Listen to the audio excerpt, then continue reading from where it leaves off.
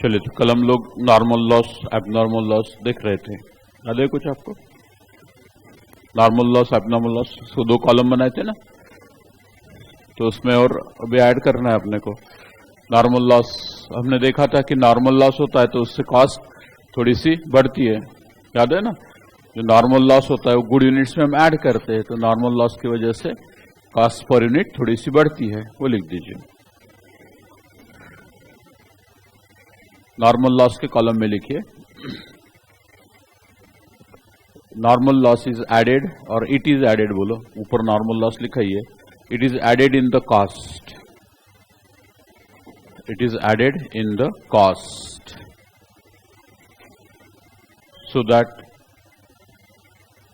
the cost is cost of good units, so that the cost of good units is slightly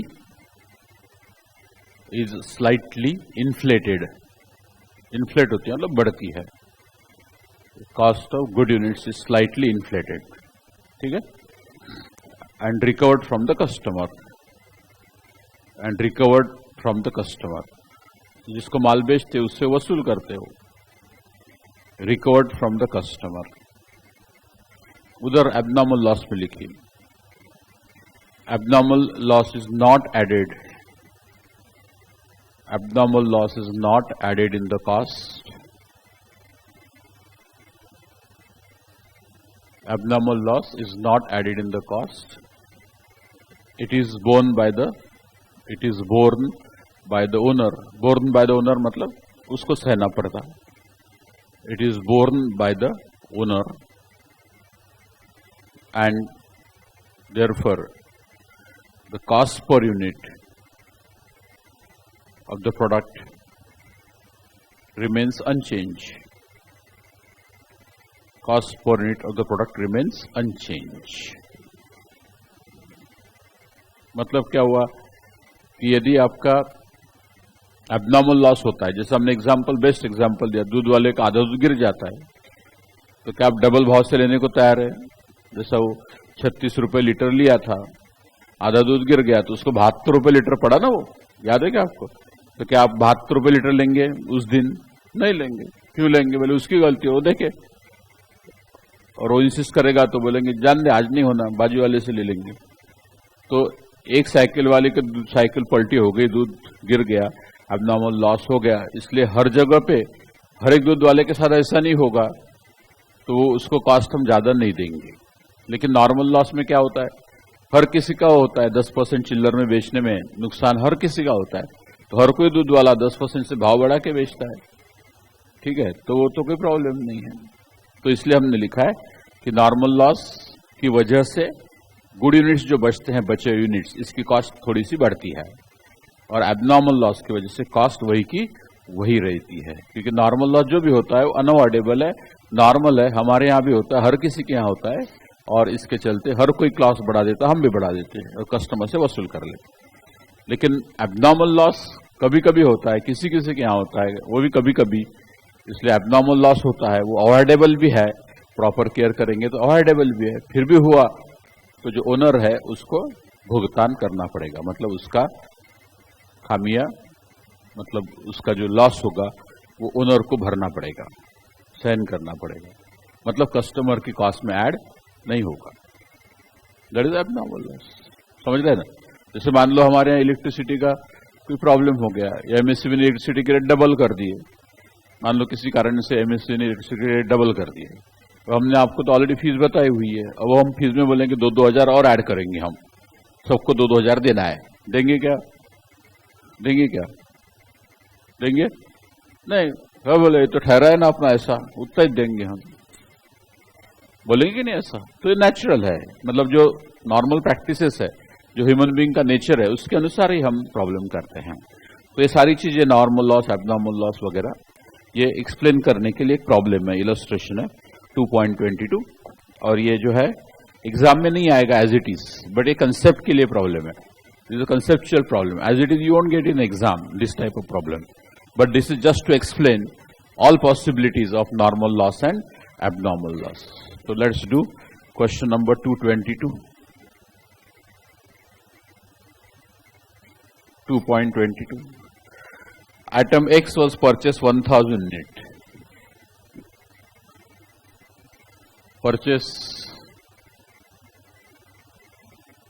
1000 units at the rate of 10 per unit. तो value क्या होगी उसकी? 10,000 रुपए. ठीक है. There is a loss of 100 units. खरीद लिए, खरीद के अपने घर लेके आए, ट्रक से लाए होंगे, बस से लाए होंगे, जो भी है. तो लाने में 100 यूनिट का लॉस हुआ. 100 यूनिट का लॉस हुआ. Calculate the cost per unit under the following alternative. तो अलग अलग केस दिया है. Case A, loss is abnormal, loss is abnormal and no scrap value. ठीक है. तो एक ही केस है, इधर लिखना चाहिए. आप रहने दो, आपको कोई प्रॉब्लम नहीं. इसके ऊपर जगह होंगे ना, एक लाइन इसको लिखो. ए केस है, लॉस इज एबनॉर्मल, एबनॉर्मल. ठीक है. And no scrap value, no scrap value.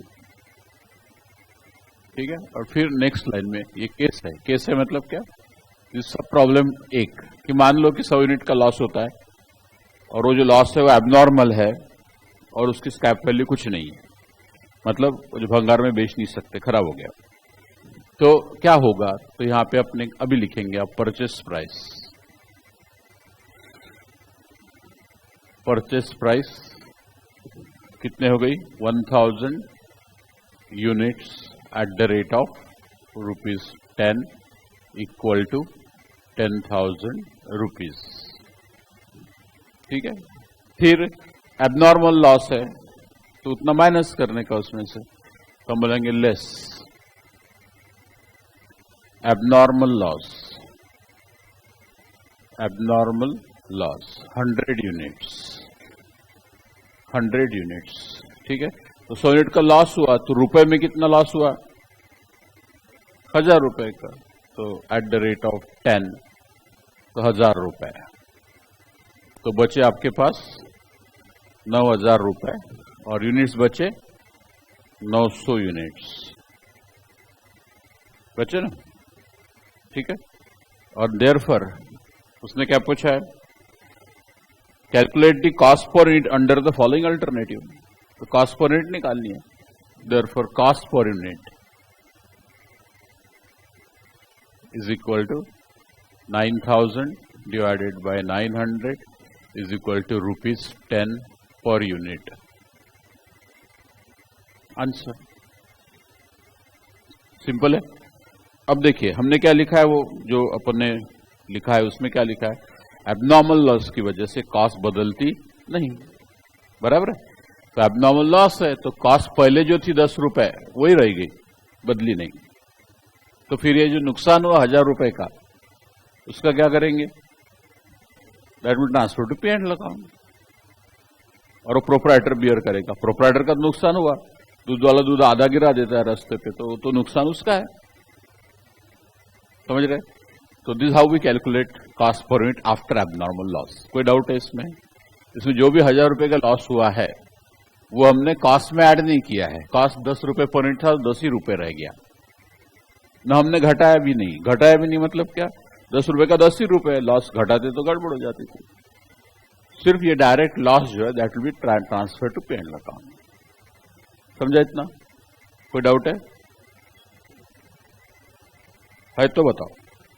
तो एक केस हो गई. दूसरी केस,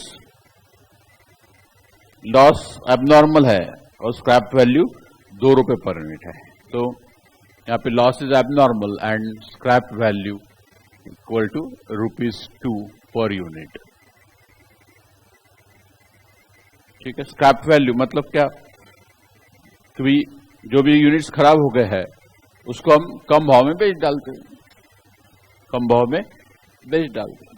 जैसे मान लो कि कोई अपने गुड्स लाए, बारिश ट्रक में लाए, बारिश लग गई, कुछ यूनिट्स खराब हो गए, एबनॉर्मल लॉस. तो एज अ न्यू तो नहीं बेच सकते, तो उसको पानी से माल भीग गया, तो जो खराब हो गया उसको 2 रुपए के भाव में बेच डाले स्क्रैप करके.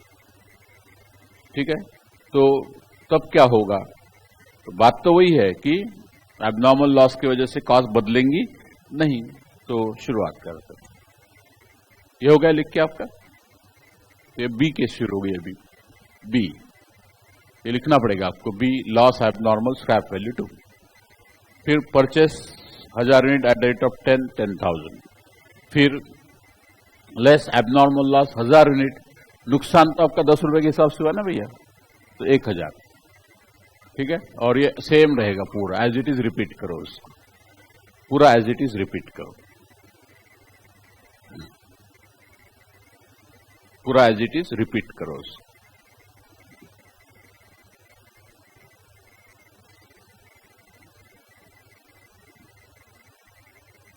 ठीक है,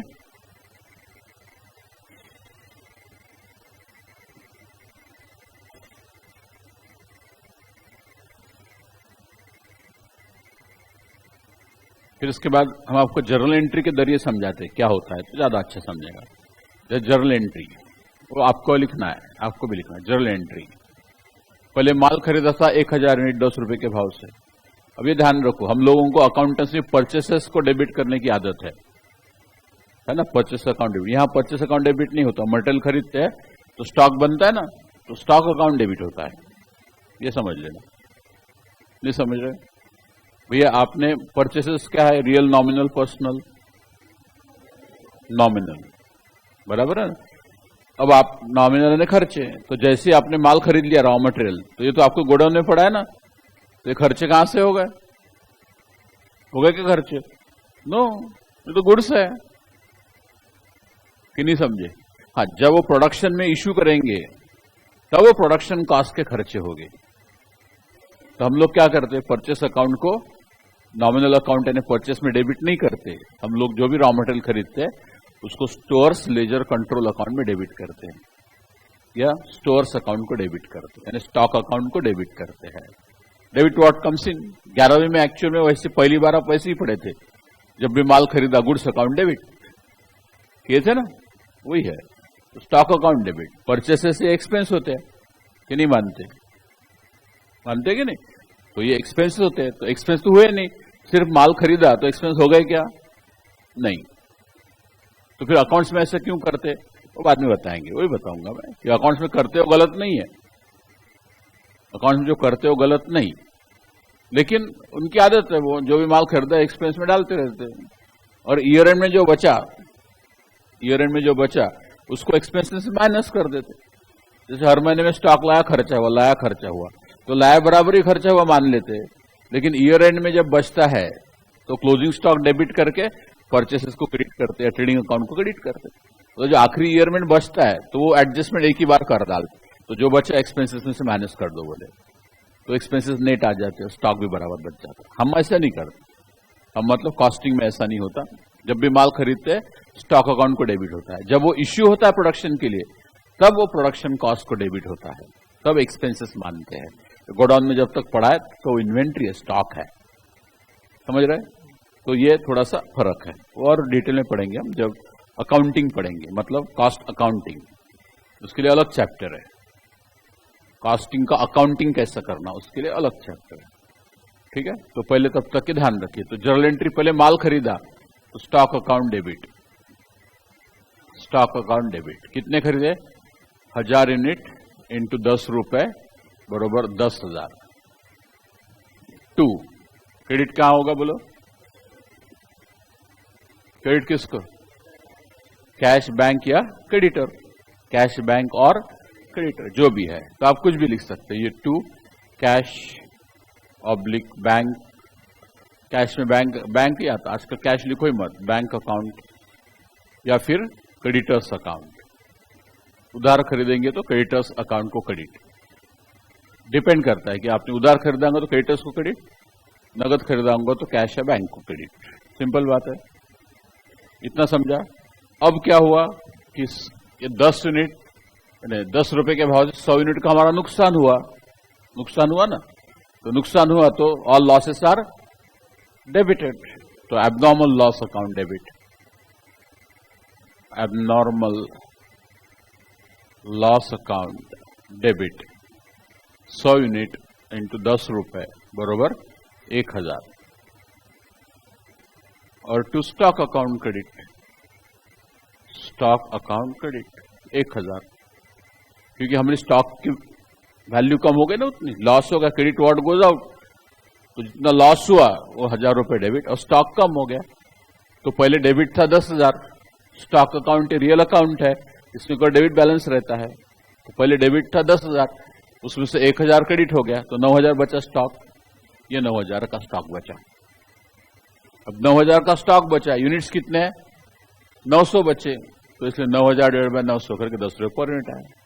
फिर ये जो स्क्रैप किए हुए यूनिट है 1000 नॉर्मल एबनॉर्मल लॉस, ये उसने 2 रुपए के भाव से बेचा, 2 रुपए के भाव से बेचेंगे तो कैश आएगा ना, बेचेंगे तो कैश आएगा, तो यहां पे cash account debit, cash account debit 200 यानी 100 unit at the rate of 2, 200 रुपए, तो 200 कैश आएगा ना।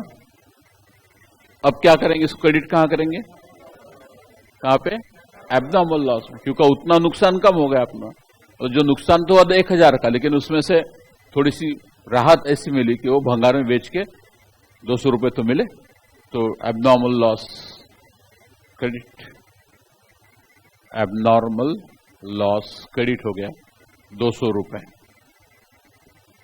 अब आप देखिए एबनॉर्मल लॉस में डेबिट कितना है 1000, क्रेडिट कितना है 200, तो नेट कितना बचा 8, ये 800 at the end of the year we transfer to P and account, so P and account debit, P and L account debit 800 रुपए,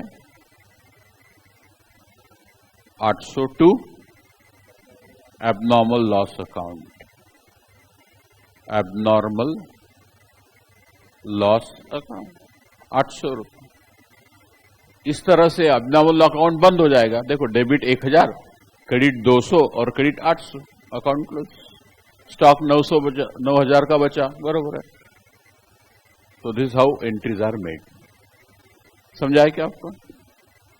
कोई डाउट है तो पूछो। इंश्योरेंस का, हाँ, तो यदि मिला, मान लो आपको मिला, तो फिर ये जो क्लेम मिला उतने से एबनॉर्मल लॉस और कम होगा। जैसे क्लेम मिला तो ये 200 रुपए तो बेच के मिले, और क्लेम मान लो आपको 600 रुपए मिला, और तो हम क्या करें, कैश अकाउंट डेबिट 200 प्लस वो 600, 800, और एबनॉर्मल लॉस क्रेडिट 800, तो आपका नुकसान कुछ नहीं हुआ। लेकिन उसने 500 दे दिया आपको, तो 100 रुपए बचे। ये 11वीं में करते थे ना लॉस बाय फायर, याद है क्या? तो पहले loss by fire debit, trading account credit, फिर उसमें से इंश्योरेंस क्लेम ने एडमिट किया तो जितना किया उतना बैंक अकाउंट डेबिट और लॉस बाय फायर क्रेडिट, और नेट जो ट्रांसफर करते थे पीएनएल में, वही है। ठीक है, लेकिन प्रॉब्लम में लिखा है क्या कि इंश्योरेंस किया था? नहीं, इसलिए हमने नहीं किया।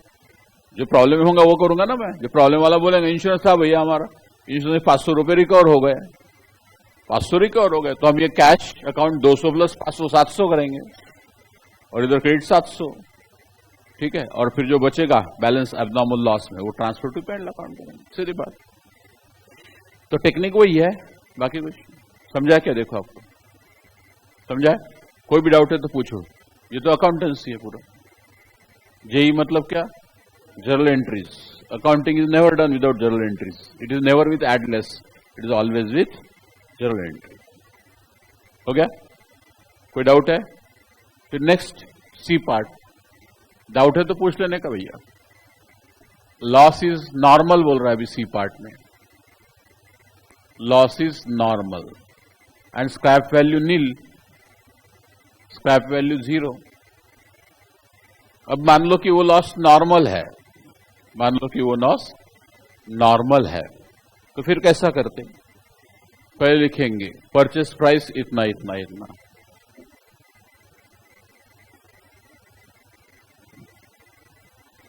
परचेस प्राइस इतना less normal loss, normal loss 100 units, scrap value 0, scrap value 0, 100 into 0 0। फिर लिखेंगे यूनिट्स कितने बचेंगे, 900 यूनिट्स, और रुपीस बचेंगे 10,000। और इसलिए कॉस्ट पर यूनिट, अब 10,000 रुपए 900 रुपए वैल्यू है, तो कॉस्ट पर यूनिट क्या होंगी? 10,000 अपॉन 900, 11.1111 बहुत बार पर यूनिट।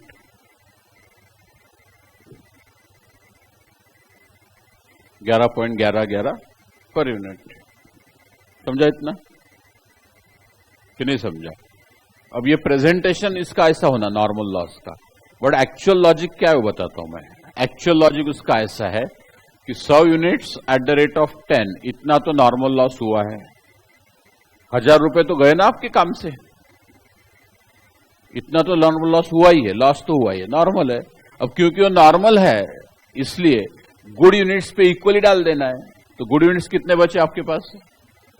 कितने बचे? 900, तो इसको 900 से डिवाइड करो, तो ये आता है 1.1111। ये हो गया लॉस पर यूनिट। अब लॉस पर यूनिट ये हो गया नॉर्मल लॉस पर यूनिट। अब इसमें कॉस्ट में ऐड करो, अपने लिखा है ना कि normal loss is added in cost uniformly. तो कॉस्ट कितनी है पर यूनिट? 10 रुपए। ऐड कर लो 11.1111, ये डायरेक्टली आ जाता है इधर। समझ रहे क्या? Is that clear? समझ रहे? कंफ्यूजन नहीं होना, बिल्कुल समझ लो, टेक्निकल प्रॉब्लम है एकदम। तो एक्चुअल में ऐसा होता है, कंसेप्चुअली ये है कि भैया नॉर्मल लॉस हुआ है, 1000 रुपए का तो नुकसान हुआ है, लेकिन वो जो अच्छे यूनिट बचे उसके ऊपर यूनिफॉर्मली बांटना है। तो हमने अच्छे यूनिट बचे 900, तो 1.11 से सबकी कॉस्ट बढ़ा देनी है। तो पहले 10 थी, अभी थोड़ी सी बढ़ा दो, 11.1111 कर दो, तो जो नॉर्मल लॉस हुआ है वसूल हो जाएगा। जैसे दूध वाले का दूध 36 रुपए लीटर लिया था, नॉर्मल लॉस वजह से 4 रुपए बढ़ा दिया उसने, 40 रुपए कर दिया, फिर उसने प्रॉफिट ऐड करके बेचेगा।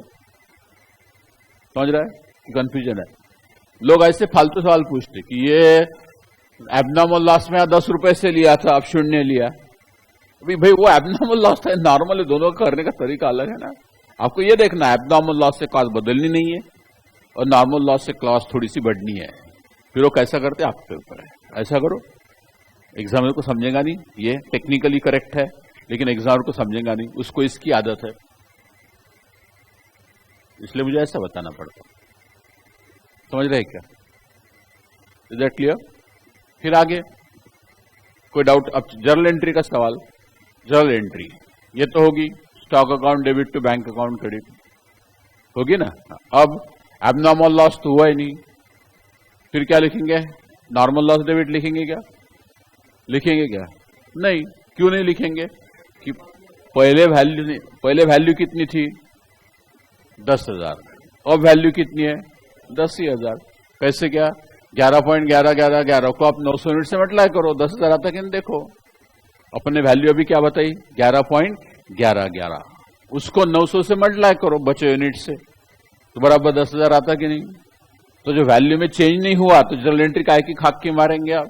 जर्नल एंट्री मारने के लिए अमाउंट इन होना ना कुछ तो बिंदुवार। तो स्टॉक की वैल्यू पहले भी 10,000 थी, अभी भी 10,000 है, सिर्फ पर यूनिट कॉस्ट बढ़ा के आपने एडजस्ट कर दिया उसको, इसके चलते एंट्री नहीं होती। और फिर आपको शर्मा सर ने बताया कि normal loss is not accounted for, बताया ना, सुने क्या आप? सुने ना कभी उनके पास? बस, तो नॉट अकाउंटेड फॉर मतलब नॉर्मल लॉस अकाउंट में डेबिट क्रेडिट नहीं होगा, नॉर्मल लॉस अकाउंट में डेबिट क्रेडिट नहीं होगा, ये मतलब है इसका। Is that clear? समझ रहे हैं ना? तो एंट्री सिर्फ इतनी होंगी, बाकी एंट्री नहीं होंगी, ये कुछ भी एंट्री नहीं होंगी। आपको चाहिए तो इतना लिख लो, जर्नल एंट्री अकाउंटिंग कैसा होगा। कुछ भी डाउट है तो मेरे से पूछ लो, कोई प्रॉब्लम नहीं, पूछ लो ना, पूछ लो ना, वहां घर की बात है, पूछना चाहिए डाउट है तो।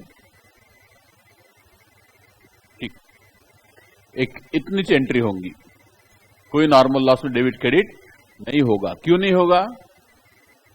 क्योंकि पहले वैल्यू परचेस किया तो स्टॉक की वैल्यू 10,000 थी, अभी भी 10,000 है, 900 इंटू 11.11 करो, बचे यूनिट्स इंटू रेट 10,000 है, तो वैल्यू में चेंज ही नहीं हुआ तो कहां की एंट्री मारेंगे? बोलो ना, जबरदस्ती करेंगे क्या? नहीं तो आप किसी को लगता होगा नहीं नहीं हो सकती एंट्री, तो बताओ, करके देखते क्या होता। तो है दिमाग में एंट्री, तो बताओ, बोलो, हो गया। तो ये हुआ हमारा सेकंड पार्ट। थर्ड पार्ट है उसमें loss is normal loss and no scrap value. नहीं, कौन सा फोर्थ सी तो होगा ना, D. Loss is normal loss, scrap value 2 रुपए पर यूनिट। और सी डी पार्ट लिखिए आप, loss is normal and scrap value ₹2 per unit, ₹2 per unit. अभी ऑप्शन है।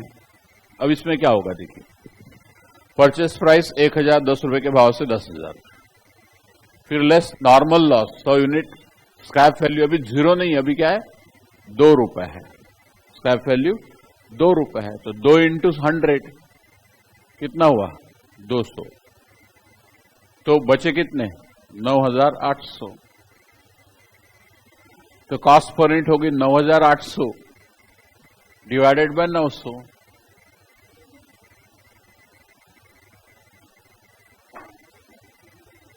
$9,800 डिवाइडेड बाय 900, 10.888, 10.89 पकड़ लो आप लगे तो, या 10-12 बार 88 लिखो। बेटर यह है कि 4-5 बार 88 लिखो, 888, जितनी बार लिखोगे उतना कम है। हो गया। अब ये जो भंगार बेच के पैसे आएंगे ना, स्क्रैप वैल्यू पैसे आएंगे कि नहीं, तो उसकी एंट्री होगी, उसकी एंट्री होगी। अब कैसा होगा देखिए, ये कॉस्ट पर यूनिट समझ गया आपको। अब नॉर्मल लॉस की वजह से स्लाइटली कॉस्ट बढ़ेगी। पहले 11.11 बढ़ी थी, अब 10.88 बढ़े, थोड़े से कम बढ़े। क्यों? वो 2 रुपए तो वसूल हुआ ना कम से कम, इसलिए। ठीक है। अब इसका पहला एंट्री तो ये रहेगा, स्टॉक अकाउंट इतना होगा ना। फिर आपके कैश आ गया, कितना कैश आ गया बेच के, कैश अकाउंट डेबिट 100 × 2, 200। अब इतने से स्टॉक वैल्यू कम करना है आपको, इतने से स्टॉक की वैल्यू कम, सो इसलिए स्टॉक को क्रेडिट करो टू स्टॉक अकाउंट 200 रुपए। तो आपके स्टॉक की डेबिट वैल्यू थी 10,000, उसमें क्रेडिट हो गया 200, कितने बचे 9,800। अब 9,800 कैसे आएंगे आपके, 9,800 बचे ना, तो 9,800 कैसे आएंगे, यूनिट बचे 900 और एट द रेट क्या निकाला हमने 10.8888। अभी गुना कर करके देखो, बराबर इतना ही आता, देखो 900 × 10.8888 बोथ बार इज इक्वल टू, अरे 9799.99, मतलब 97,800। तो फर्क है डेसिमल का है, समझ रहा है। अब इसमें नॉर्मल लॉस कहीं डेबिट क्रेडिट हुआ क्या, ये एंट्री में नॉर्मल लॉस कहीं डेबिट क्रेडिट हुआ क्या, हुआ नहीं, इसलिए शर्मा सर ने बोला है normal loss is not accounted for. बस उसको स्टॉक में एडजस्ट कर देते और वैल्यू थोड़ी सी बढ़ा लेते, खत्म। लेकिन स्टॉक बेच के, ये स्क्रैप बेच के जो पैसा आएगा उसका तो अकाउंटिंग करना पड़ेगा ना, तो वो तो कर लिया हमने, बस ये एंट्री हो गई। समझा है? लिख लिया आपने, लिखा है कि नहीं, आपको लिखना है सब पूरा फिर से। 2 एंट्री होंगी यहां पे, ये और ये, लिखा कि नहीं। जर्नल एंट्री से अपने को पूरा उसका ट्रीटमेंट समझता है कि क्या हो रहा है, व्हाट इज हैपनिंग। फिर ई है, ई में लिखा है कि 40% of the loss is normal and no scrap value. तो टोटल लॉस कितना है 100 यूनिट का, उसमें से 40% नॉर्मल है, मतलब 60% एबनॉर्मल, यानी 40 यूनिट नॉर्मल है और 60 यूनिट एबनॉर्मल है, ऐसा मतलब है। तो फिर लिखिए ई,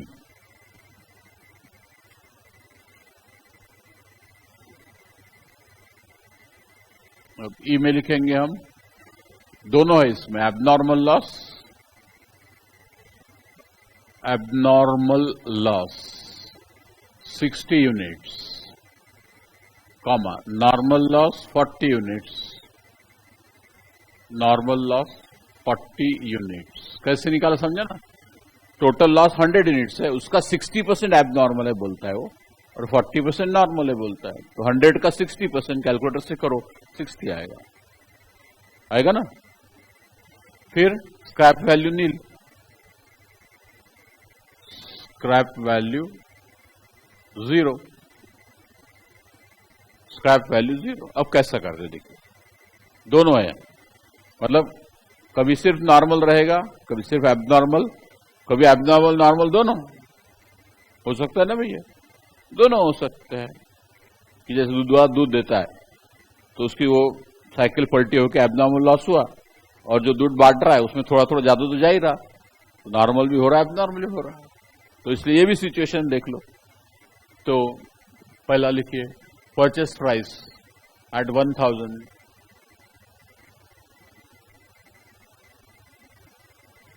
परचेस प्राइस एट 1000 रुपीज 10,000 लिख लिया। इतना तो माल खरीदा आपने, फिर क्या हुआ, एबनॉर्मल लॉस हो गया, कितना हो गया, 60 यूनिट, तो लेस एबनॉर्मल लॉस। याद रखना, abnormal loss is valued at full value while deducting, and normal loss is valued at scrap value while deducting. तो कितने यूनिट्स एबनॉर्मल लॉस है, 60 units at the rate of 10, full value लेना है इसकी, ठीक है। तो ये आएगा, कितना आएगा, 600 रुपए। तो बचे कितने, 9,400, और यूनिट्स कितने बचे, 940। तो देयरफॉर कॉस्ट पर यूनिट देखो आप कितना आती, therefore cost per unit 9,400 divided by 940 equal to ₹10 per unit. अब पहले भाव क्या था, 10 रुपए, अब क्या है, 10 रुपए। ऐसा क्यों, एबनॉर्मल लॉस से कॉस्ट बदलती नहीं, एबनॉर्मल लॉस से कॉस्ट बदलती नहीं, सिंपल लॉजिक है। अब फिर नॉर्मल लॉस हुआ सर, फिर करो इसमें से less normal loss. Normal loss कितने यूनिट का है, 40 यूनिट, 40 यूनिट्स। अब यहां पे उसकी स्क्रैप वैल्यू डिडक्ट करते, याद है ना आपको, स्क्रैप वैल्यू डिडक्ट करते, तो eight the rate of 0, scrap value 0 है उसकी, ठीक है। तो ये आ गया 0, तो फिर यूनिट्स बचे 900 और वैल्यू बची 9,400। Therefore cost per unit, cost per unit क्या हुआ, 9,400 डिवाइडेड बाय 900 बरोबर 10.4444 जो भी है, ठीक है। समझा क्या इतना। तो देखिए, जब हमारा एबनॉर्मल लॉस हुआ तो कॉस्ट बदली नहीं, जब नॉर्मल लॉस हुआ तो कॉस्ट थोड़ी सी बढ़ गई। सिंपल है, समझा है क्या, कि बोले बाप रे ये तो बहुत ही बम्पर जा रहा। अब ये हर चैप्टर में आएगा, तब और एक बार एक्सप्लेन करेंगे, हर चैप्टर में जैसा प्रॉब्लम में सिचुएशन आएगा वैसे बताते जाएंगे, बट प्रिंसिपल वही रहेगा, नॉर्मल लॉस से कॉस्ट बदलती नहीं, एबनॉर्मल लॉस से कॉस्ट बदलती नहीं, और नॉर्मल लॉस से थोड़ी सी बढ़ती पर यूनिट कॉस्ट। बस ये प्रिंसिपल ध्यान में रहा तब भी हो जाता। फिर इसके बाद ये सिचुएशन ई हो गई। फिर एफ सिचुएशन में क्या बोला है, स्क्रैप वैल्यू दे दिया ऊपर से, तो लिखे F last situation, abnormal loss 60 unit, normal loss 40 unit, scrap value 2 रुपए, ठीक है। फिर ये पहला तो ऐसे ही रहेगा, ये एज इट इज लिखो, ये एज इट इज लिखो, ये एज इट इज लिखो, ये तीनों लाइन तो ऐसी ही रहेगी, नो चेंज। समझ रहे ना, यहां तक के नो चेंज। फिर यहां पर क्या होगा, लेस नॉर्मल लॉस 40, लेकिन स्क्रैप वैल्यू क्या दिया है अभी, 2 रुपए दिया है, तो 40 × 2 80, फिर 9,400 माइनस 80 9,320, बराबर है ना। इधर लिखेंगे 9320 डिवाइडेड बाय 900,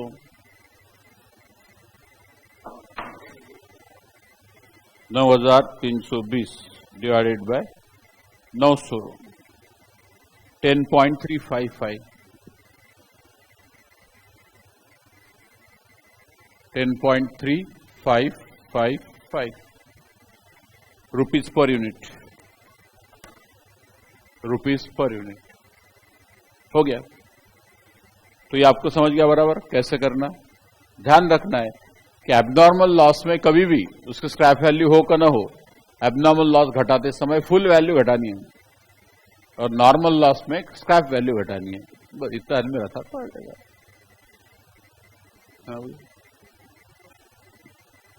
तुम ही बोलो ना, इनका सवाल है इसमें फाइनल कॉस्ट कौन सी रहेंगी, बोलो आप। 10.35 दोनों होगा ना साइमल्टेनियसली, खत्म। फाइनल एंड एंड में हमने वही लिखा ना भैया।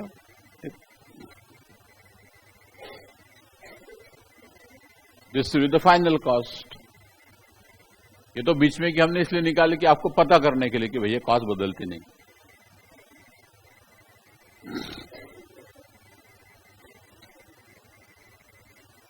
भारी लगा सेशन आज का मेरे ख्याल से। अरे बाप रे, बोले बहुत भारी है। भारी नहीं है, दूध वाले का दूध आधा गिर जाता तो क्या आप डबल भाव से लेने को तैयार है?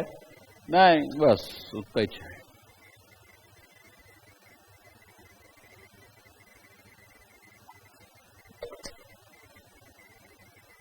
और बोलिए, डाउट है तो बोलो, बोलो। तो वैसा करने का अब इनका कहना है, बैठिए, इनका कहना है कि हमने नॉर्मल एबनॉर्मल लॉस पहले माना और नॉर्मल लॉस बाद में माना, लेकिन पहले नॉर्मल हुआ बाद में एबनॉर्मल हुआ तो क्या? तो वैसा करने का लिखिए आप, लिखिए, इसी को करके बताते ना। Doing is believing, doing is believing, यहां लिखिए। In the above problem, in the above problem, hello, सो गए क्या रे? लिखो ना जरा, इन द अबव प्रॉब्लम लिखो। नींद आ रही है? लिखो, लिखो। इन द अबव प्रॉब्लम। नहीं, सोने से मुझे दिक्कत नहीं, जनरली में उठाता भी नहीं। मैं कोई सो गया मान लो तो जनरली में उठाता नहीं, आज मैंने गलती से उठा लिया मैंने उनको। क्या होता है, किसी को नींद ही आ रही मान लो, तो उसको अपन जबरदस्ती उठाएंगे तो ऐसा देखेंगे, ठीक है। अब ध्यान तो रहेगा नहीं, तो कम से कम सो लिया तो कम से कम 2 घंटे नींद हो जाएंगी, तो अगले अकाउंट्स में तो ध्यान रहेगा। That is my idea. तो इसलिए normally I don't wake up any person, but मुझे लगा था कि वो सोए नहीं है, इसलिए मैंने उठाया। जो मुझे ध्यान में आया था कि सोया आदमी, मैं सोने देता भैया। नींद बड़ी चीज है, मुंह ढक के सोइए। चलिए, हाँ, तो इन द अबव प्रॉब्लम क्या लिखा आपने? We have assumed, in the above problem, we have assumed that abnormal loss occurred first. We assume that abnormal loss occurred first, and then normal loss, and then normal loss.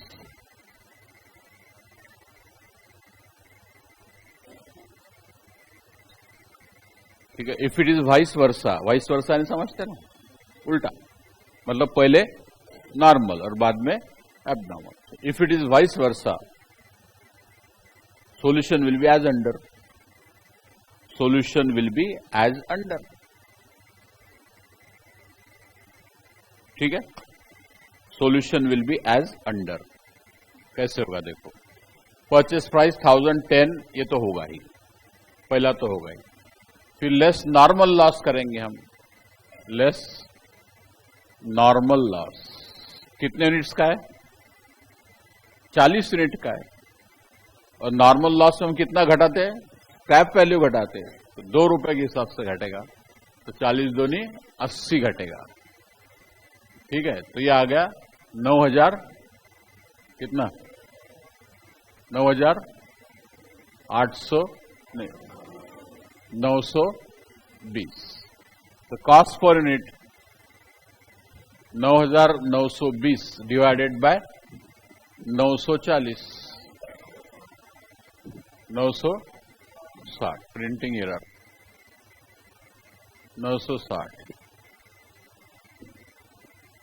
960 कितना था? 10.33 rupees per unit. यहां तो समझा। अब देखिए normal loss है, cost inflate हो गई, नॉर्मल लॉस कैसे कॉस्ट बढ़ गई, 10 का 10.33 हो गया। फिर आएगा लेस एबनॉर्मल लॉस,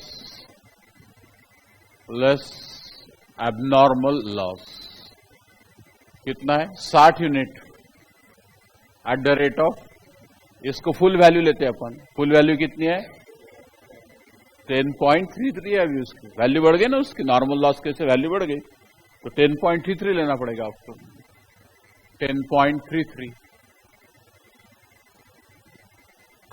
60 इंटू 10.33 करो आप, 60 इंटू 10.3333, तो ये आता है 620 आता है, 620 आता है। चेक कर लो, 619.9998 मतलब 620। फिर ये इसमें से घटाएंगे, 620 माइनस 9920, तो ये आ गया 9300। अब कॉस्ट पर यूनिट क्या होगी फिर? 9300 बचे ना, बराबर किया क्या? देखो एबनॉर्मल लॉस 9300 डिवाइडेड बाय 900, तो कॉस्ट यही रहनी चाहिए 10.33। 9300 डिवाइडेड बाय 900, 10.33। तो हमने क्या बोला था? एबनॉर्मल लॉस की वजह से कॉस्ट बदलती नहीं, तो एबनॉर्मल लॉस के पहले कॉस्ट ये थी, बाद में भी सेम। समझा? अब प्रॉब्लम में हमने क्या करना, जैसे इसने बोला ही नहीं तो पहले नॉर्मल हुआ कि एबनॉर्मल हुआ, बोला क्या? नहीं। तो जब बोलते नहीं है तो हम आसान करते हैं by taking abnormal loss first and then normal loss. लेकिन यदि स्पेसिफिकली दिया तो जैसा दिया वैसा करने का। उसने बोला एबनॉर्मल पहले तो पिछले जैसा, उसने बोला नॉर्मल पहले तो ऐसा। कोई वांदा है? लॉजिक वही है, बस प्रिंसिपल इज सेम, बस कटिंग। और बोलो।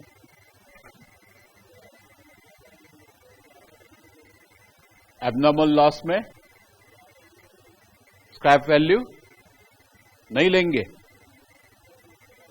मतलब यहां पे बोल रहे क्या आप? यहां पे ना, यहां पे कहीं और, यहीं पे। अभी यहां पे आप स्क्रैप वैल्यू लेंगे, ठीक है, तो इसकी कॉस्ट फिर से बढ़ जाएंगी ना। तो एबनॉर्मल लॉस की वजह से स्क्रैप वैल्यू तो बदलती नहीं, ऐसा अपना उसूल है ना। जैसे सबसे, उसके लिए आप पहले सबसे पहला ही लो। आप सबसे पहला जो मैंने एक्सप्लेन किया था, पहला वाला क्या था? सबसे पहला वाला फिर से ध्यान दो। फर्स्ट आइटम क्या था? ए आइटम फिर से देखो, उसमें लिखा था एबनॉर्मल लॉस कितने हैं? 100 यूनिट्स एंड स्क्रैप वैल्यू नील। नहीं तो दूसरा लो, आपको स्क्रैप वैल्यू लेना है ना, दूसरा लो B and scrap value 2 per unit, ठीक है। तो हम आपके हिसाब से करके बताते कि पहले परचेस 1000 यूनिट इंटू 2 2000, ठीक है। लेस आपका कहना है कि स्क्रैप वैल्यू लो, लेके देखते लेस एबनॉर्मल लॉस, ठीक है। 100 इंटू 2 रुपए, 200 रुपए, ये 10,000 है। ऐसे ही चाहते ना आप? यही चाहते ना? अरे आपने तो बोले ना यहां स्क्रैप वैल्यू लेना चाहिए करके।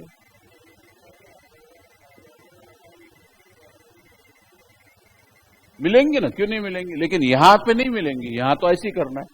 मिलेंगे, उसकी अलग एंट्री बताइए ना आपको। जैसे यहां पर भी अलग एंट्री क्या होंगी उसकी, जो स्क्रैप वैल्यू मिली आपको उसकी अलग एंट्री क्या होगी? Cash account debit, abnormal loss account credit, और उतना स्टॉक, उतना नेट लॉस पीएनएल को ट्रांसफर होगा।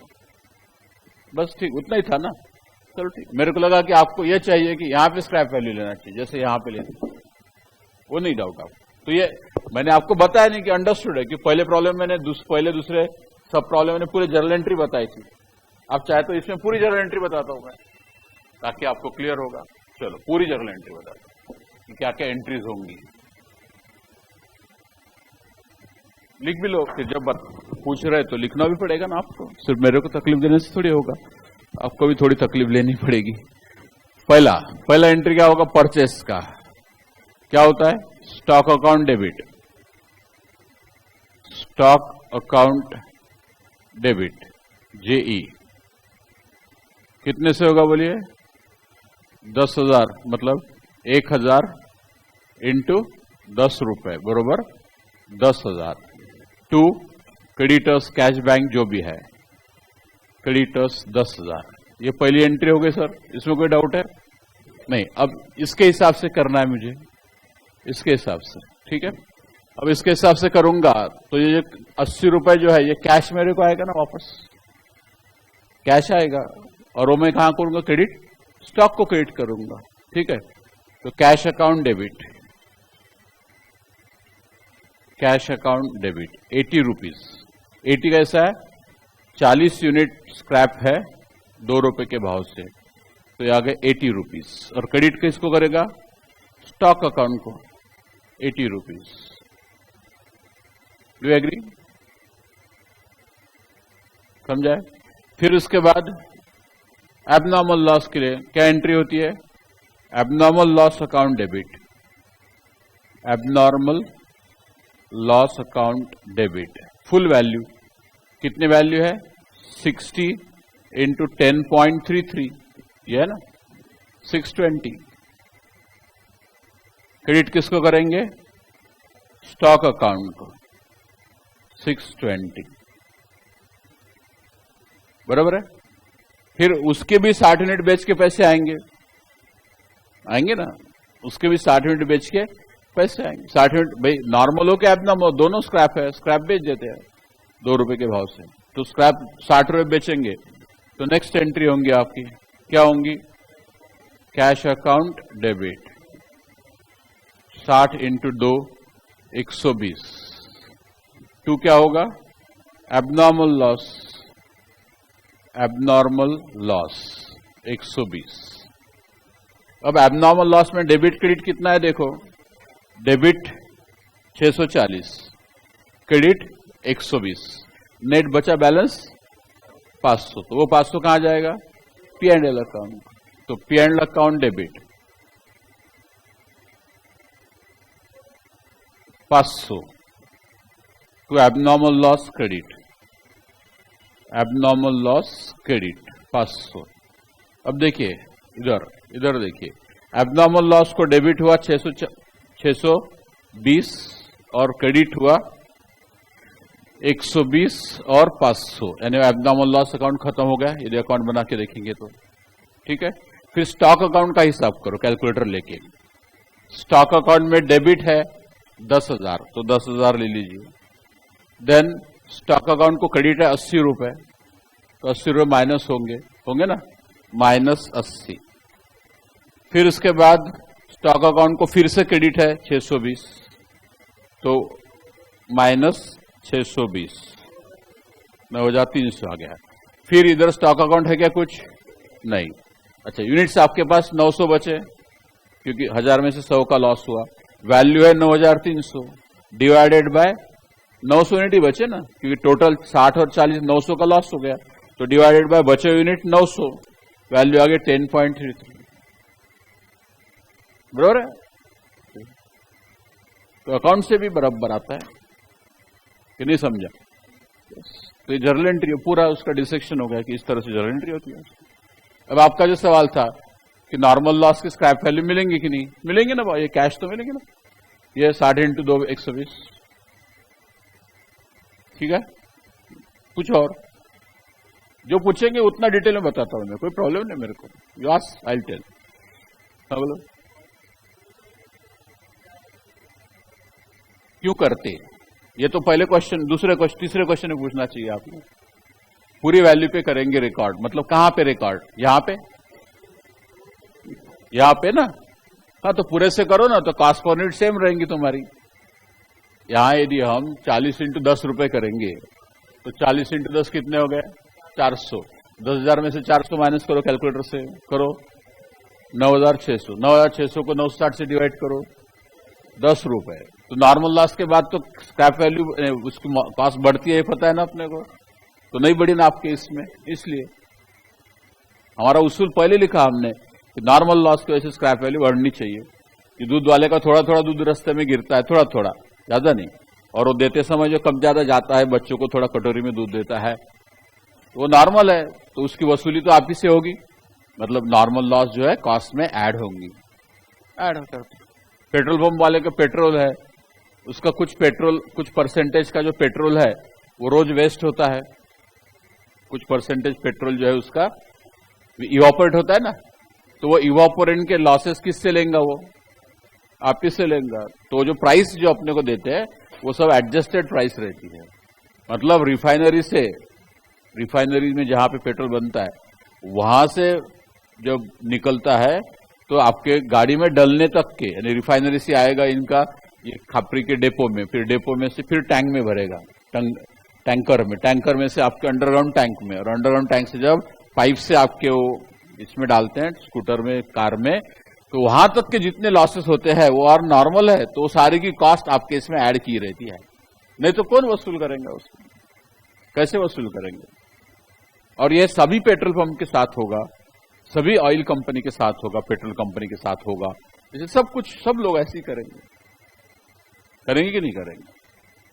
जैसे कपड़े की दुकान रहती है, वो जो कपड़े के थान रहते हैं ना, मालूम नहीं मेरे कितने मीटर का रहता है, मान लो 100 मीटर का एक एक थान रहता है, ठीक है? कितने का रहता है? अलग अलग। मान लो 100 रुपए का एक थान है कपड़े का थान, मालूम है ना, गोल गोल ऐसा बांधा हुआ रहता है, लपेटा हुआ रहता है, मालूम है कि नहीं? अब कोई आता बोलता पैंट का कपड़ा होना पसंद करता है, फिर बोलता कितना दो? 1 10 दो। अब 1 10 ने क्या? 1 मीटर 10 सेंटीमीटर, ठीक है? फिर कोई आता मेरे जैसा मोटा आदमी, वो बोलता 1 40 दो, तो 1 40 लेता। कोई बीच में का आता, वो बोलता 1 30 दो, 1 35 दो। तो कोई अलग ले रहा है। अब हर कोई यदि 100 यानी 1 मीटर का लेंगा, हर कोई यदि 1 मीटर का लेंगा, तो बराबर उसके पीसेस 100 हो जाएंगे, और वो उसका कोई भी बचेगा नहीं, पीस को नुकसान होगा नहीं। लेकिन ऐसा नहीं, जो जिसका जितना साइज होगा उसके हिसाब से, हाइट होगा उसके हिसाब से लेते हैं। और इसके चलते क्या हो गए, जिनके हाथ कपड़े की दुकानों को पता है, आखिरी का पीस बच जाता, तो कभी वो 80 सेंटीमीटर बचता, कभी 70 सेंटीमीटर बचता, कभी 1 50 बचता। सामने वाला आता 1 30 दो बोले मेरे को, अब वो 1 30 देंगे तो 20 वैसा फालतू जाता ना, तो वो क्या करता फिर दुकानदार, 1 30 है, 1 50 है बोले, लेकिन आप पैसे 1 30 के दो, लेके जाओ, तो उसका तो नुकसान हुआ। और जो 70 80 सेंटीमीटर के बचते बड़े पीसेस, फिर उसका सेल लगाते, रेमंड का सेल आता है, लास्ट पीस सेल करके। लास्ट पीस यानी जो बचे कुचे रहते हैं वो, अब छोटे बच्चे वगैरह उनकी पैंट वगैरह निकल जाती उसमें से, तो लोग ले लेते, तो डिस्काउंट में बेचते, 50% 60% ऑफ। बट वो जो ऑफ किया वो तो नॉर्मल लॉस हुआ ना उसका। अब वो नॉर्मल लॉस जो हुआ, वो जो नया पहले रेट निकाल के रखते ना, वो ऐसा कार्ड रहता अंदर घुसा के रखते, जब आप रेट पूछते तो ऐसा निकालते, उसमें से रेट पूछते। तो रेट कैसा निकालते हो, क्या भाव से लिया, ट्रांसपोर्ट क्या कॉस्ट क्या लगा, ठीक है, ये सब जोड़ जाड़ करते, जीएसटी फीएसटी जो भी है जोड़ जाड़ करते। और उसके बाद भले ये 20% तो वेस्ट होता, अपना 20% वेस्ट होता, तो 20% और भार बढ़ा देते उसको, क्योंकि नॉर्मल है, ये नॉर्मल है। नहीं तो भैया वो तो मर जाएगा ना, फिर इतना बड़ा स्टॉक रखना पड़ता। आपको 1 पैंट पीस लेना रहता 1 मीटर का, और 150-200 गट्ठे उसको खोलने को लगाते, यक लेते उसमें से। अच्छा, कोई दुकान में 10-12 ही पड़े हुए पैंट के जो गट्ठे है, वो कपड़े के गट्ठे, तो वो दुकान में जाएंगे, दिखाओ बोले, तो उसने उसके दुकान के 12 गट्ठे खोल के दिखाए, और दिखाओ, नहीं बस हमारे पास इतने, तो बोले स्टॉक ही नहीं तुम्हारे पास, पसंद होने के बाद भी नहीं लेंगे, और दूसरी जगह जाएंगे कि नहीं जाएंगे? बस। तो एक कस्टमर तो चूज ही रहता ना भैया। खासतौर पे लेडीज लोग साड़ी ले रहे होंगे तो बहुत ही भारी काम रहता, एक साड़ी लेने की होंगी, दिन भर का प्रोजेक्ट रहता, दिन भर का प्रोजेक्ट। तो उनको साड़ी लेने से ज्यादा, तो साड़ियां देखने में ज्यादा खुशी मिलती है, तो फिर एक दुकान में जाएंगे, वहां 2-3 घंटे चेक करेंगे और फिर उसमें से 2-3 निकाल के रखेंगे, बोले नहीं अब ये रखो, हम दूसरी जगह देख के आते। यानी पहले दुकान में 200-300 साड़ी पलटाई, उसने देख लिया, फिर उसमें से 2-3 निकाल के बाजू रख देते, बोले ये बाजू रखो, अब हम बाजू दूसरे दुकान में जाके आते। फिर दूसरे दुकान में जाते, वहां भी 2-3 घंटे बिता के, ऐसे 3-4 दुकान में जाते और फिर वो मेमोरी में रखना पड़ता कौन सी दुकान की कैसी है, कौन सी दुकान की कैसी है, और वो सब करके फिर वो 1-2 साड़ी लेके आते। और जो लाते हैं वो वर्स्ट रहती है, क्योंकि जितना ज्यादा देखोगे तो उतना कंफ्यूजन ज्यादा होता ना, उतना कंफ्यूजन ज्यादा होता है। बट एक कस्टमर है, उसका चॉइस है, क्या करेंगे। इसलिए दुकानदार को बहुत स्टॉक रखना पड़ता है। आपने देखा होगा रिटेल कस्टमर जो है, साड़ियों के बोलो, पैंट शर्ट्स के बोलो, बहुत स्टॉक रहता है, ठीक है। और जो स्टैंडर्ड शोरूम्स रहते हैं, लेवाइस है, उनका अपना स्टैंडर्ड रहता है, यह है लेना हो चलो चलो निकलो, बराबर है कि नहीं। एक ब्लू कलर की जींस रखेंगे, एक फिर ब्लैक रखेंगे, और वो ब्लैक में भी किसको बोलते जेड ब्लैक, किसको बोलते जेड ब्लैक, किसको बोलते कोल ब्लैक, सब एक जैसे दिखते, ठीक है। फिर वो ब्लू में कोई बोलेंगे ये फलाना ढिकाना लाइट ब्लू, बस यानी 8-10 प्रकार के कलर रहते, ठीक है। और फिर वो गट्ठे वट्ठे बांध के एक के ऊपर रखे रहते बिल्कुल, ठीक है, एक जैसे बिल्कुल, एक जैसे बिल्कुल। शर्ट भी रहेंगे तो एक जैसे 50-50 एक के ऊपर एक लगा के रख देते, फिर अपन जा वैसे ही देख लेते, बाहर से ले लेते, खत्म। तो उनका मॉडल अलग है, तो उनके से भी लॉसेस होते हैं। तो फिर जब तब आते रहता ना उनका 50% ऑफ लेवाइस मैसेज आता आपको, 50% ऑफ, ठीक है। First review for you, premium customer, ऐसा कुछ तुम चूतिया बना के, ठीक है, प्रीमियम कस्टमर। फिर नहीं तो बोलेंगे आपके अकाउंट में हमने 500 रुपए क्रेडिट कर दिए, 500 रुपए क्रेडिट कर दिए, तो आप कम से कम 2,500-3,000 का माल लेना चाहिए, तो ये 500 रुपए आपको उसमें से ऑफ हो जाएंगे। कहीं बोलेंगे बाय 1 गेट 1 फ्री, कहीं बोलेंगे बाय 1 गेट 4 फ्री, 1 लो 4 फुकट। अब 1 लो 4 फुकट मतलब क्या, 80% डिस्काउंट भी बेच रहा है, लेकिन 80% डिस्काउंट बोलेंगे तो आप एक ही खरीदोगे, एक पे नहीं मिलेगा 80%। आप you buy 1 and then we go give 4 free, ठीक है। अब जो आपने टोटल 5 लिया पैंट्स, टोटल 5 लिया, तो इसमें से एक की कीमत लगेगी 4 फ्री। अब उसमें से 5 में जो सबसे महंगी होंगी उसकी कीमत आपको देनी पड़ेगी। तो ये सारे फंडे मार्केटिंग के है। Buy 1 get 1 free, bring 1 student will pay you 1,000 rupees per student. ये सब बिजनेस के फंडे है, हमको मालूम नहीं, ऐसा नहीं है। We know but we don't entertain और we don't go into the malpractices. सब मालूम है, हम तो घुटे हुए पूरे मार्केटिंग में भी, सब में, लेकिन हम इथिक्स से चलते, हम ये फालतू चीजें नहीं करते। बट जो नया है वो मरता क्या नहीं करता, कुछ भी करके भैया उसको अपना घुसना है मार्केट में, तो चलते रहता है। ये तो स्टूडेंट को समझना चाहिए अपने अनुभव से। चलो आगे बढ़े, कोई डाउट है तो फिर पूछ सकते हैं, पूछो ना। और कोई डाउट नहीं? चलो आगे चलते भैया। 1 घंटा लग गया प्रॉब्लम को, पूरे प्रॉब्लम को 1 घंटा लग गया। फिर बोलने का नहीं, फास्ट पढ़ाते करते, कुछ नहीं मिला तो बोले सर फास्ट पढ़ाते, कुछ भी नुक्स नहीं मिला पढ़ाने में तो फास्ट पढ़ाते। अरे ये बोलना चाहिए कि हम स्लो समझते हैं। एक समझो पैसेंजर ट्रेन जा रही है और एक एक्सप्रेस जा रही है, तो एक्सप्रेस जा रही है अपने स्पीड से, पैसेंजर उससे स्लो जा रही, तो बोलना ही है तो ये डोंट से कि I teach fast, say that you understand, you learn slowly.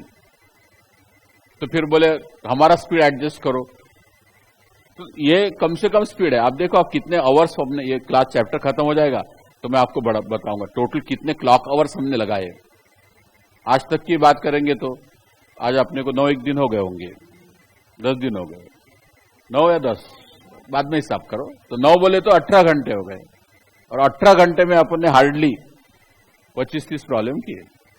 तो 18 घंटे में 25 प्रॉब्लम है, 1 घंटे में 1 प्रॉब्लम। उधर एग्जाम में आपको 3 घंटे में 8 प्रॉब्लम करने हैं, 3 घंटे में 8 प्रॉब्लम, 8 क्वेश्चन है, 8 प्रॉब्लम। तो फिर देखो आप, एक नंबर 2, आप चाहते हैं कि नहीं 5 महीने में कोर्स कंप्लीट हो, कि 5 साल में हुआ तो चलता? बोलो करना है कि नहीं करना है? फिर आप ही की जल्दी है, पहले तो आपको पता नहीं, यही बैच कॉस्टिंग इंटरमीडिएट का 1 साल पढ़ाते थे सर, पूरा 1 साल पढ़ाते थे, क्योंकि तब लोग 1 ही घंटा आते थे, जल्दी नहीं थी उनको, 1 घंटा आते थे। 5 साल पढ़ा 1 साल पढ़ाते थे पूरा, 1 साल 10-11 महीने पढ़ाते थे आराम से, बिल्कुल 1 घंटा रोज पढ़ाते थे। लेकिन अब ऐसा नहीं, जल्दी होना, ये भी तो लेट होता, बहुत बहुत लंबा होता बोले, तो ऐसा नहीं। जो learning is the process, it takes time. आपको जल्दी, हमें जल्दी नहीं। आप बोलेंगे रोज आधा घंटा पढ़ाओ, हम तैयार है, हमको क्या प्रॉब्लम। अब अपने साल में 2 साल भर 2 साल आना पड़ेगा, आधा घंटा पढ़ाते थोड़ा थोड़ा, ठीक है। तो ये जो इतने साल से हम कर रहे हैं, पढ़ा रहे हैं, तो ये हम ऑप्टिमम स्पीड है, ये न तो ज्यादा है न तो कम है, कोर्स को भी ध्यान में रखना पड़ता है, वो सबके मद्देनजर रखते हुए this is optimum speed, optimum यानी बेस्ट स्पीड। इससे कम भी नहीं चलेगा, ज्यादा तो बिल्कुल नहीं चलेगा। और बात यह है कि स्पीड का क्या करते हैं, आपको समझ रहा कि नहीं, सारे प्रॉब्लम हो रहे कि नहीं, आपकी डाउट्स क्लियर हो रहे कि नहीं, दैट्स मोर इंपॉर्टेंट। कोई बहुत ही स्लो पढ़ा रहा होगा, एक प्रॉब्लम 6 घंटे पढ़ा रहा होगा, उसके बाद कुछ भी नहीं समझा, क्या फायदा है ना। तो ये सारी चीजें इवेल्युएट करना है आपको। एनीवे, क्वेश्चन 2.23,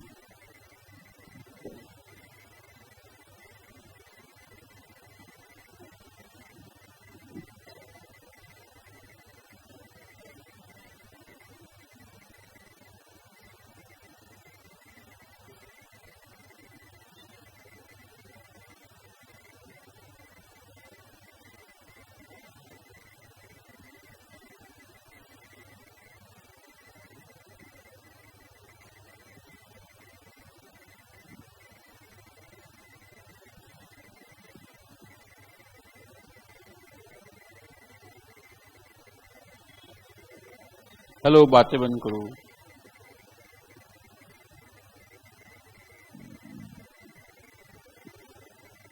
और देखिए, अभी हमने बोला था आपको परचेस ऑर्डर प्लेस करते हैं, याद है क्या आपको? कोई परचेस प्रोसीजर कैसी होती है, याद है कुछ आपको?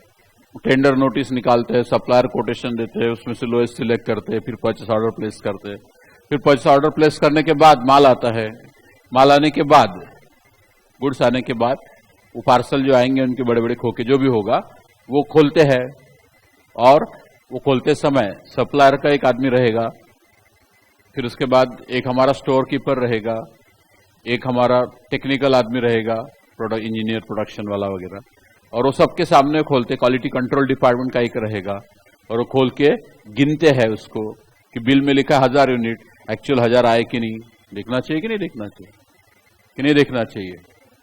तो ये काउंटिंग होता है।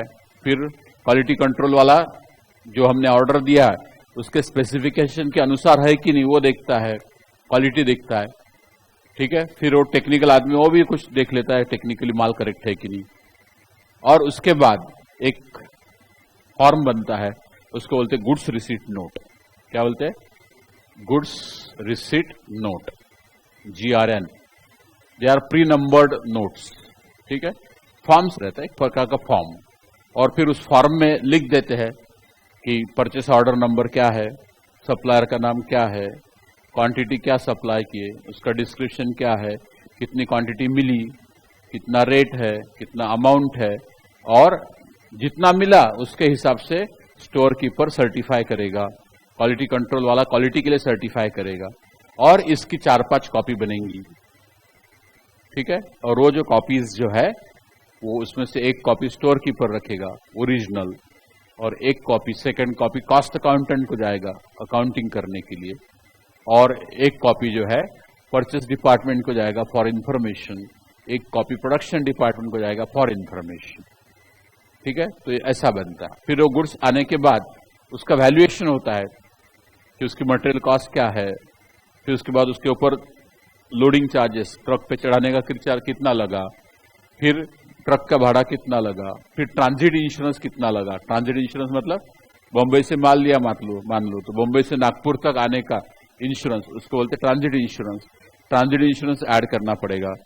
फिर उसके बाद हमारे यहाँ पे ट्रक आ गया, फिर उसको अनलोडिंग किया तो उसके चार्जेस कितने लगे, वो सब ऐड करके फिर फाइनल कॉस्ट निकालते, और वो कॉस्ट जो है वो स्टोर्स लेजर कार्ड में रिकॉर्ड होती है। समझ रहे हैं ना? तो इतना लंबा प्रोसीजर रहता है। तो इसमें से कुछ समझने के लिए एक दो प्रॉब्लम दिए हमने। 2.23 valuation of material, cost of material. पढ़िए आप। One parcel containing two important materials was received by a factory and the invoice pertaining to the same disclosed the following information. Material A 500 pound 2 रुपए के भाव से 1000, material B 600 pound 1 रुपए 60 पैसे के हिसाब से 960, इंश्योरेंस 39 रुपए 20 पैसे, sale tax freight.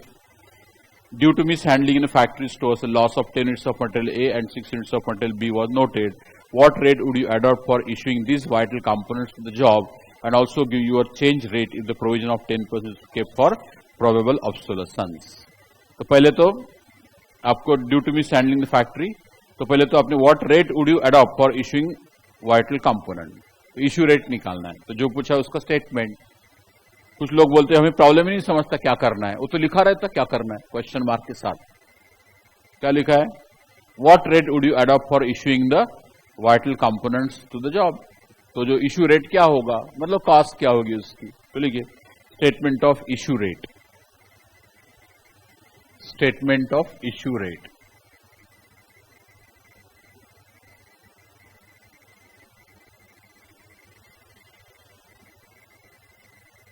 issue rate for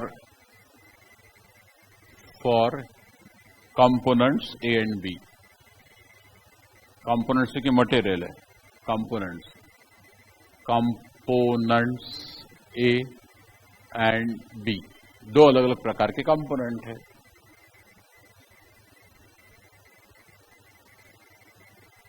तो पहले तो बनेगा आपका पर्टिकुलर्स,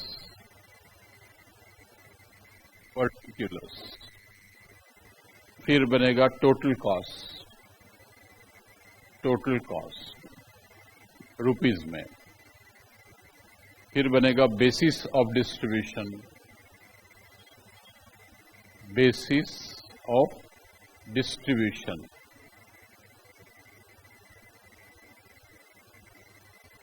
बेसिस ऑफ डिस्ट्रीब्यूशन, ठीक है। तो फिर बनेगा मटेरियल ए, मटेरियल ए बड़ा कॉलम बनाइए, मटेरियल बी, मटेरियल बी,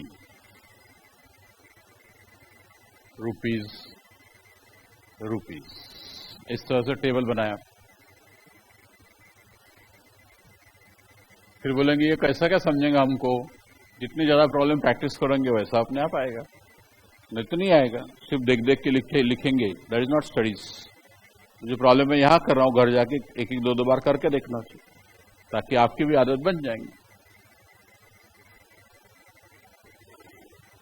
हो गया टेबल कि नहीं हुआ?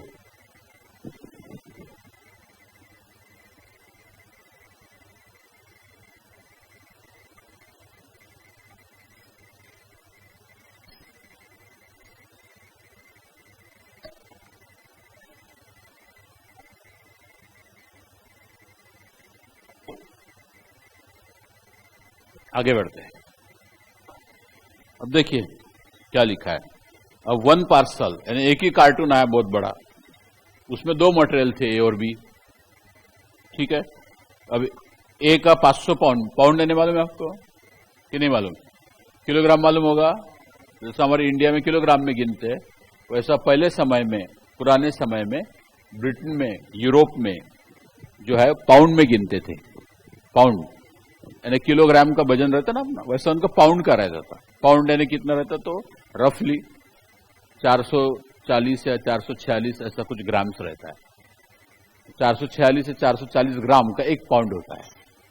तो जान तो पाउंड में खरीद रहे ना भैया, तो पाउंड का भाव लगाएंगे, ठीक है। तो कितना पाउंड खरीदा मटेरियल उसने?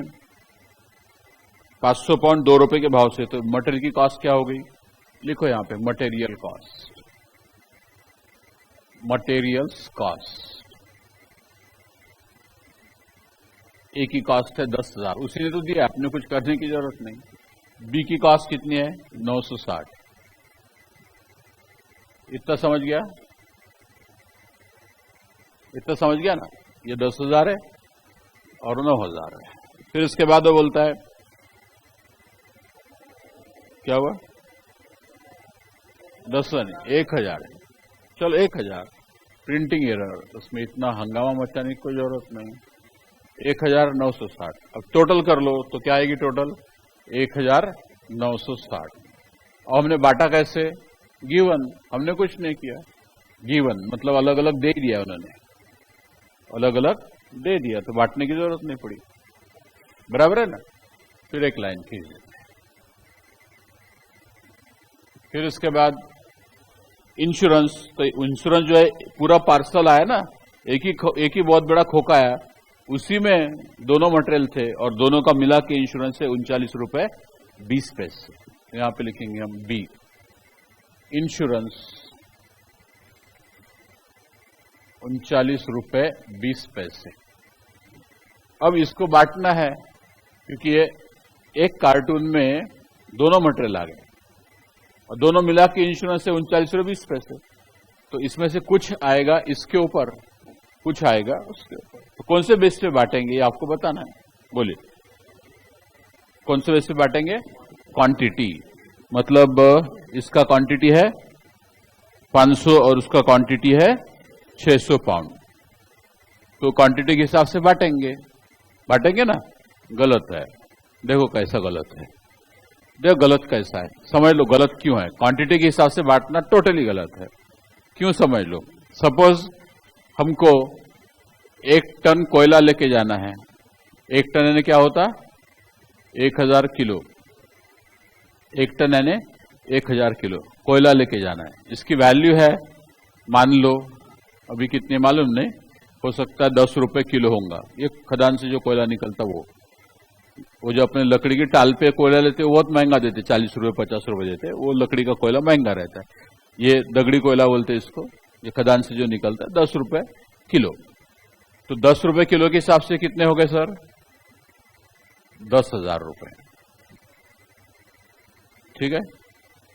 फिर ये एक चीज हो गई, तो नागपुर से बॉम्बे हमें ये 10,000 किलो का मटेरियल भेजने का है, 1 टन वेट है लेकिन इसका, 1 टन है कितना, 1000 किलो। फिर हमें एक डायमंड लेके जाना है नागपुर से बंबई, इवेंचुअली केमिस्ट्री के हिसाब से ये भी कार्बन है और डायमंड भी कार्बन है, डायमंड भी कार्बन है। और हमने एक डायमंड लिया 1 ग्राम का, कितने का लिया, 1 ग्राम का। 1 ग्राम डायमंड, अब 1 ग्राम 200 ml, सॉरी 200 मिलीग्राम का 1 कैरेट होता है, 200 मिलीग्राम का 1 कैरेट होता है। तो 1 ग्राम यानी 1000 मिलीग्राम हो गए, 1000 मिलीग्राम डिवाइडेड बाय 200 करेंगे तो ये 5 कैरेट का हीरा है। कितने कैरेट का है, 5 कैरेट का हीरा है। तो ये 5 कैरेट का हीरा कितना बड़ा होगा, ज्यादा से ज्यादा आपका वो चना रहता ना ग्राम, देसी चना, वो भी काबुली चना नहीं, मोटा रहता काबुली चना, देसी चना, काले चने जिसको बोलते अपन, ठीक है, बस उतना आएगा सर। ये 1 ग्राम हीरा जो आएगा वो काबुली चने के साइज का आएगा, लेस देन पीनट्स, पीनट्स मतलब फली दाने से भी छोटा आएगा। Are you following. अब उसकी कीमत पे जाते हैं, उसकी कीमत जो बेस्ट क्वालिटी का है वीवीएस, वीवीएस क्वालिटी है मान लो, तो वीवीएस क्वालिटी का हीरा 1 कैरेट का रेट है 16 लाख रुपए, hello 16 lakh rupees per carat. तो 16 लाख इंटू 5 कैरेट का हीरा है 80 लाख, 80 लाख, ठीक है। अब ये नागपुर से बंबई ले जाना है, एक केस है कि हमें डायमंड लेके जाना है, एक केस है हमें कोयला लेके जाना है, ठीक है, समझ रहे हैं ना। अब इंश्योरेंस कंपनी बोलेंगी कि हमारा जो इंश्योरेंस का रेट रहेगा वजन के हिसाब से रहेगा, वजन के हिसाब से। तो ये 1000 टन, तो बोले इसका कितना लेंगे, तो बोले इसका हम लोग जो है 500 रुपए लेंगे इंश्योरेंस, उससे ज्यादा नहीं होगा, रियल में नहीं होगा, 500 रुपए इंश्योरेंस लगेगा इसका।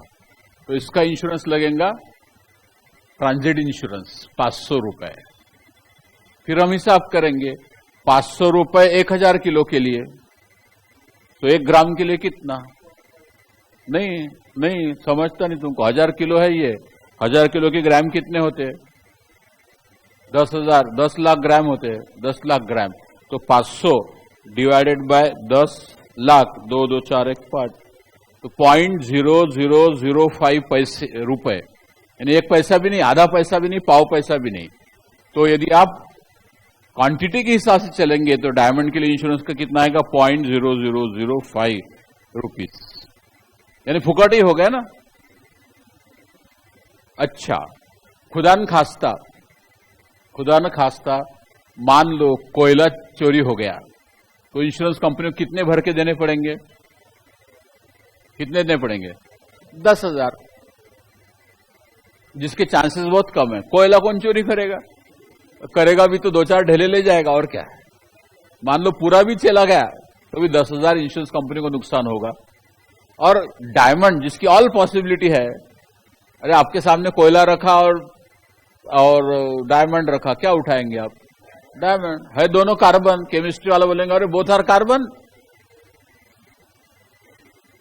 तो वैल्यू इसकी ज्यादा है। अब इसकी चोरी होने की संभावना भी ज्यादा है, वैल्यू भी बहुत ज्यादा है। मतलब यदि वो एक ग्राम का डायमंड चोरी हो जाता है तो इंश्योरेंस कंपनी को 80 लाख रुपए भर के देने पड़ेंगे। अब 80 लाख जिसको भर के देने हैं उसके लिए प्रीमियम ले रहे निग्लिजिबल, और 10,000 के लिए प्रीमियम ले रहे 500, तो ये बात बनी क्या? नहीं। तो इंश्योरेंस कंपनी को रिस्क ज्यादा रहता जहां पर, वहां पर वो प्रीमियम ज्यादा लेंगे कि नहीं लेंगे। जैसे आपका इंश्योरेंस निकालेंगे, लाइफ इंश्योरेंस की बात कर रहा हूं मैं प्रिंसिपल क्या समझा रहा हूं, रिस्क जितना ज्यादा रहेगा उतना इंश्योरेंस प्रीमियम ज्यादा रहेगा। मान लो आपका इंश्योरेंस निकालते 1 करोड़ का, टर्म इंश्योरेंस 1 करोड़ का, ठीक है। तो आपको जो है वो साल में 6-7 हजार रुपए में दे देंगे पर एनम, बस। तो यू जस्ट पे 6,000 और 7,000 rupees per annum and you get insurance for 1 crore. तो यदि आप एक्सीडेंट में वगैरह मर जाते हैं, टच वुड कि नहीं मरे, लेकिन मर जाते हैं, तो आपके नेक्स्ट किन जो है, पेरेंट्स या जो भी है, 1 करोड़ रुपए मिलेगा, लेकिन 6,000 पर एनम भरना है आपको, ठीक है। अब आपकी उम्र है 18-20 साल, 18-19 साल, तो आपको प्रीमियम इतना। मैं जाऊंगा इंश्योरेंस कंपनी के पास, मैं बोलूंगा मेरे को इंश्योरेंस चाहिए 1 करोड़ का, बोलेंगे देंगे ना, क्यों नहीं। आपका एज कितना है? बोले 65 ईयर्स। तो बोले आपकी एक्सपायरी तो नजदीक आ गई साहब।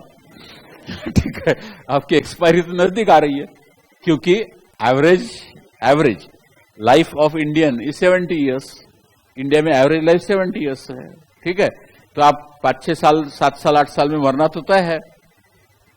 अब फिर भी आपको देते हम प्रीमियम 1 करोड़ का देते, कोई हरकत नहीं, 1 करोड़ का चाहिए देते, लेकिन बोले आपको 20 लाख रुपए पर एनम प्रीमियम देना पड़ेगा। 20 लाख क्यों? कि भाई वो ये मान लेते कि 5 साल में मरेंगे ज्यादा से ज्यादा, तो 20-5 100, 1 करोड़ वसूल हो जाएंगे ना। तो वो तो रिस्क देखेंगे ना उनकी, तो यहां रिस्क ज्यादा है और यहां रिस्क कम है, इसलिए यहां पे प्रीमियम कम है वही 1 करोड़ के लिए, और यहां प्रीमियम ज्यादा है। फिर मेरे को भेजेंगे उधर 20, मैंने मान भी लिया, चलो मैं 20 लाख देता हूं पर एनम, ठीक है, लेकिन दो मेरे को 1 करोड़ का इंश्योरेंस। तो मेरे को फिर वो मेडिकल टेस्ट में भेजेंगे, फिर मेडिकल टेस्ट में देखेंगे कि अरे वाह बीपी ज्यादा है, तो ये 25 देना पड़ेगा, ठीक है, क्योंकि फिर बोले अरे डायबिटीज भी है, फिर और 10 बढ़ा दो, 35 कर लो। फिर बोलेंगे कि ये क्या है, हाथ में ऐसा दिख रहा क्या मार्किंग है, ये क्या है? तो मैं बोलूंगा कि वो एक बार ना बाईपास किया था तो इधर से नली काट के इधर लगाई थी। अरे फिर तो तुमको इंश्योरेंस देते ही नहीं। देते ही बोले तुम करोड़ों रुपए देंगे तब भी नहीं देंगे। हाँ 1 करोड़ देते होंगे तो 1 करोड़ का इंश्योरेंस देंगे, पूरा 1 करोड़ एक साथ दे दो तब 1 करोड़। फिर 1 करोड़ तेरे को देने से फिर बैंक में नहीं रखूंगा क्या मैं? तो ये what is the moral of the story, कि higher the risk higher will be the premium. Are you following? Even आप लोगों में से भी इंश्योरेंस निकालने जाएंगे जिसका वजन ज्यादा है नॉर्मल से, नॉर्मल हाइट के अनुसार नॉर्मल वेट रहता है ना, तो वजन ज्यादा है, प्रीमियम बढ़ता है, क्योंकि उनके पास स्टैटिस्टिक्स है कि वजन ज्यादा है तो भरने की प्रोबेबिलिटी ज्यादा है, मतलब उनका रिस्क ज्यादा है। अच्छा, वजन नॉर्मल से कम है, बिलो नॉर्मल है, अंडरवेट है, आप 40 किलो 25 किलो है, कभी भी प्रीमियम ज्यादा लगेगा, रिस्क ज्यादा। नॉट ओनली दैट, पूरा हिस्ट्री पूछते, आपके फादर, ऐसा बोलते आपके फादर, बोले हाँ है ना, तुम बोलेंगे नहीं फादर गए, तो फिर उससे कैसे, तो वो उनको हार्ट अटैक हो गया था। अच्छा, कितने साल के थे? 35 साल के। अरे बाप रे, हो गया, तुम्हारा प्रीमियम बढ़ गया है। फिर पूछेंगे फादर मदर को डायबिटीज है क्या? हाँ है, प्रीमियम बढ़ गया। दादाजी कैसे मरे थे? दादाजी, सब पूछते, कैंसर से मरे थे। अरे तो ये सब फालतू है, लेकिन इंश्योरेंस कंपनी वाले और मेडिकल हिस्ट्री वाले मानते हैं कि all this disease they are hereditary, जबकि they are not hereditary, they are environmental. They are not hereditary, they are environmental. मानते नहीं लेकिन वो लोग। ये क्या है? ये आपको डराने का तरीका है।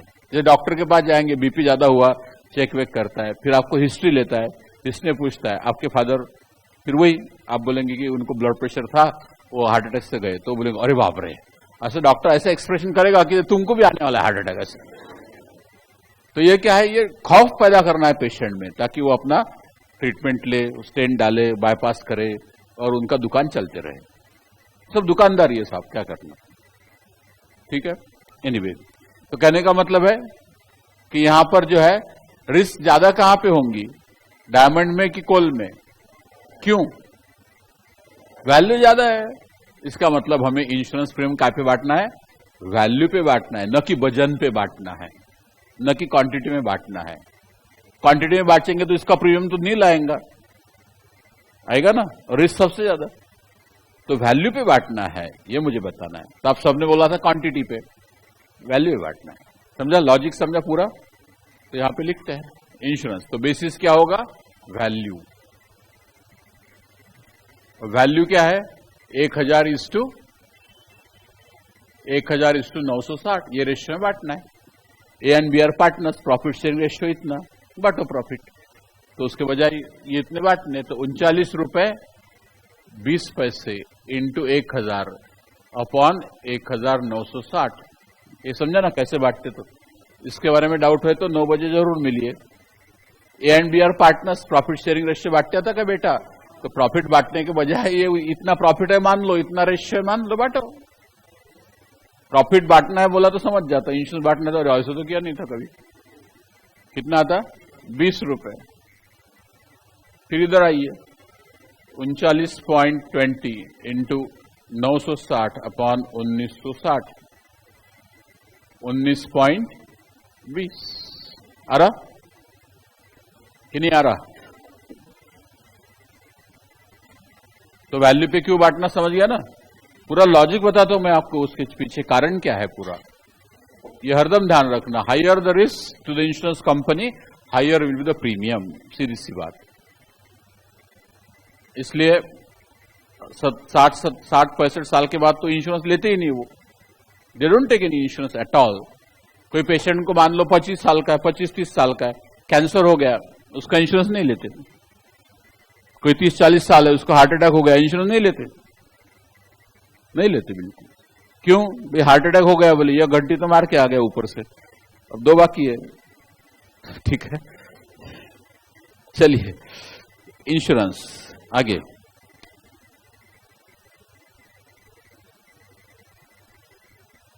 नेक्स्ट क्या है? Sales tax. सेल्स टैक्स काय पे बांटेंगे? Sale tax. जैसे मान लो 10%, 12% है वगैरह, तो काय पे बांटेंगे? प्रोपोर्शन काय का बेटा? क्वांटिटी का, वैल्यू का।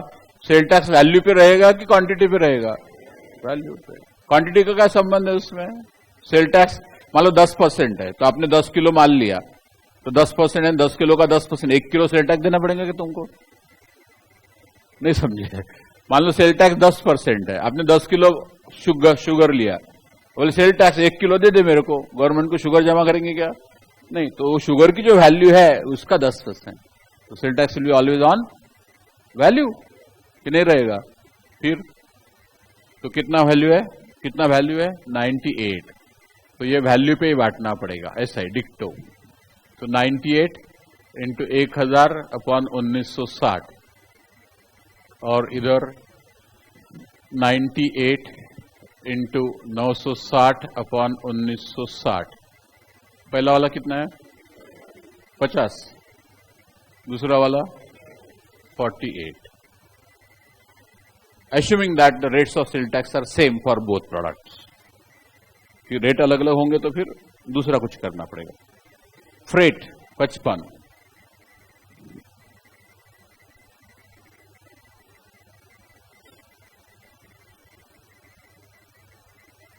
फ्रेट 55 रुपए। कैसे बांटेंगे? फ्रेट है, वजन है, गाड़ी भाड़ा है, गाड़ी भाड़ा तो वजन के हिसाब से चलेगा ना कि नहीं। अब रिक्शे वाले को बोला कि भैया डायमंड लेके जाए मेरा 80,000 80 लाख का पहुंचा दे, तो बोलेगा बाप रे 80 लाख का वैल्यू है, बहुत किराया पड़ेगा क्या? नहीं, लेकिन उसको 1 टन कोल देंगे तो ज्यादा किराया पड़ेगा, तो वजन के हिसाब से रहेगा। सिंपल सी बात।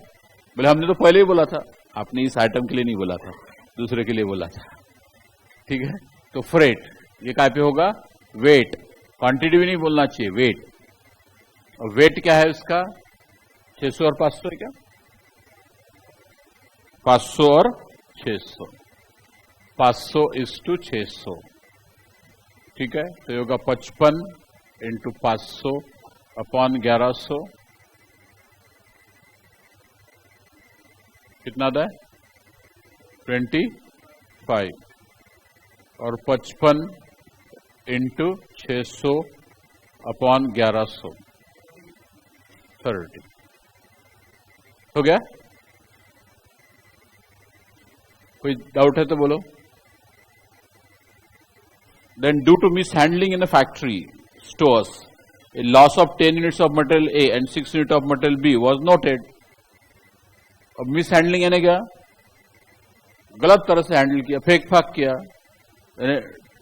ट्रक से माल उतार रहे या फेंक रहे खोके ऐसे दनादन, होता ना वैसा। तो आपके घर में वो गैस के सिलेंडर आते होंगे, कुकिंग गैस के सिलेंडर, कैसे चपे चुपे रहते ना, एकदम रहते कि नहीं? क्यों होता वैसा? वो जो ट्रक से अनलोड करते फेंकते दनादन, धड़ धड़ धड़ फेंकते, उसको चप जाते हो। तो लेकिन वो सिलेंडर है, चपा है, तो कोई प्रॉब्लम नहीं, ज्यादा प्रॉब्लम नहीं आता। बट वो फेंकने में क्रैक हो गया तो गया, लेकिन उनको कोई फिक्र नहीं थी। अच्छा, अपने को भी फिक्र नहीं रहती। आप बोलते क्या कि अरे मेरा खाली वाला सिलेंडर तो बहुत अच्छा कलर वगैरह किया हुआ परफेक्ट था, अब जो दे रहा है वो तो गंदा है और बिल्कुल एकदम चपा चुपा है, वो मैं नहीं लेता। बोलते क्या आप? बोलते कि नहीं बोलते? नहीं बोलते। क्यों नहीं बोलते मालूम है आपको? क्यों नहीं बोलते? वो सिलेंडर आपका है नहीं, सिलेंडर आपका है नहीं, वो सिलेंडर की उनका रहता है, उसके अंदर की सिर्फ गैस आपकी है, उसके अंदर की गैस आपकी है, सिलेंडर उनका है। अब दूसरे की प्रॉपर्टी है, आप भी ठोको ना उसको, चपाओ ना, कौन का प्रॉब्लम है? अपनी चीज है तो ज्यादा हिफाजत से चलते, दूसरे की है तो चलता है। होता है कि नहीं ऐसा? अपनी कार है तो बिल्कुल आराम से चलाते, किसी का स्क्रैच वैच नहीं लगना चाहिए, दरवाजा भी धीरे से बंद करते। वही टैक्सी में बैठे तो धाड़ धूड़। क्यों ऐसा? ह्यूमन नेचर है, खासतौर पे इंडियन मेंटेलिटी है कि पब्लिक की प्रॉपर्टी है, कुछ भी करो, अपना है संभाल के रखो। अपने घर में कचरा होता है, झाड़ू मार के रास्ते के बीच में डालो। देखो वो मेन रोड जाएंगे आप, कोई भी शॉपिंग कॉम्प्लेक्स या शॉपिंग एरिया में, गोकुलपेट में या धर्मपेट में या उधर मेन रोड बर्डी पे, तो सारे दुकानदार लोग सवेरे अपना अपना दुकान झाड़ते हैं, कचरा जमा करते, रास्ते के बीच में फेंक देते हैं। ऐसा है। अब रास्ते के बीच में क्यों फेंकते रहे बाबा? तो ये इंडियन मेंटेलिटी है, अपना नहीं ना, जान लो, वेरी बैड मेंटेलिटी। कब सुधरेंगे मालूम नहीं, बहुत कठिन काम। इसलिए जो हमारे लोग कुछ इंडिया से बाहर जाते हैं, वो वापस आने को नहीं देखते, क्योंकि वहां की डिसिप्लिन, वहां पर क्लीनलीनेस, उसकी उनको आदत हो जाती है, तो फिर वो गंदगी में आना पसंद नहीं करते। बहुत बार होता है, कितना भी देश प्रेम हो, कुछ भी हो, वहीं से कंट्रीब्यूशन भेज देते हैं, वापस आके नहीं। एक बार वहां बस गए 2-4 साल 5 साल की, यहाँ आना मुश्किल है। हाँ, उनको वहां से भगाई दिया तो फिर कोई उपाय नहीं है। ठीक है, होता है ना, वो भी भगा देते कभी कभी। चलिए, तो फिर ये नॉर्मल है कि एबनॉर्मल है? Miss handling is abnormal. ऐसा नहीं करना चाहिए था ना, खोके फेंकने नहीं चाहिए, धीरे से रखने चाहिए। तो एबनॉर्मल है, और एबनॉर्मल से क्या होता है? कॉस्ट पर यूनिट बदलती नहीं। तो पहले अपन कॉस्ट पर यूनिट निकाल लेंगे, तो टोटल कॉस्ट करनी पड़ेगी ना आपको। और कुछ बचा है क्या आइटम? बचा है क्या? नहीं, टोटल करो। 1960 प्लस 39.2 प्लस 98 प्लस 55, 2152.20 आ रहा क्या? 2152.20। फिर एक एक की टोटल करो। 1000 प्लस 50 20 70 प्लस 25 1095। फिर इसकी क्वांटिटी कितनी खरीदी थी आपने? टोटल क्वांटिटी कितनी खरीदी थी? कितनी खरीदी थी? 600 और 500 की 500 और 600? 500 और 600 पाउंड। पाउंड जैसा केजी आप ऐसा लिखते, वैसा पाउंड ऐसा लिखते, एलबी पाउंड। अब उनका प्रॉब्लम यह है कि करेंसी को भी पाउंड बोलते हैं, ऐसा नहीं खाते। ये भी पाउंड बोलते हैं, और ये वजन को भी पाउंड बोलते हैं। ये ग्रेट ब्रिटेन यूके का प्रॉब्लम है। तो नोट रहते ना अपने रुपए, जिसको अपन रुपए बोलते हैं, उसके वो पाउंड बोलते हैं। और वजन जिसको हम किलो बोलते हैं, उसको भी पाउंड बोलते हैं। तो इसलिए वहां के बाजार में जाओगे, उसको पूछेंगे कि एप्पल क्या भाव है, तो बताता है पाउंड है, पाउंड। क्या बोला? अब उनके स्टाइल में प्रोनाउंसिएशन करते हैं ना, पाउंड है, पाउंड। मतलब क्या कि एक पाउंड में 1 पाउंड मिलेगा। मतलब 1 पाउंड का आप नोट दे दो, तो 1 पाउंड आपको वजन करके मिलेगा। पाउंड है, पाउंड। ठीक है, हमारा इंडिया की इतना सिंपल काम है, बिल्कुल फर्स्ट क्लास काम है, सब सिंपल। किलोग्राम, रुपए अलग, किलोग्राम अलग, किलो नहीं किलोग्राम। चलिए, तो अभी डिवाइड करना पड़ेगा ना कि नहीं करना पड़ेगा? डिवाइड करेंगे तो 1095 को 500 से डिवाइड करेंगे तो ₹2.19 आएगा ना। उधर total 960 plus 19.2 plus 48 plus 30, total आ गई 1057.20 डिवाइडेड बाय 600, ₹1.762। तो ये हो गया। ये क्या हुआ? Cost per unit, cost per pound, cost per pound. ठीक है। अब कुछ लोगों ने ये टोटल में 1100 लिखा होगा, 600 500 1100 लिखा होगा ना, टोटल है ना 500 पाउंड 600 पाउंड, टोटल 1100 पाउंड।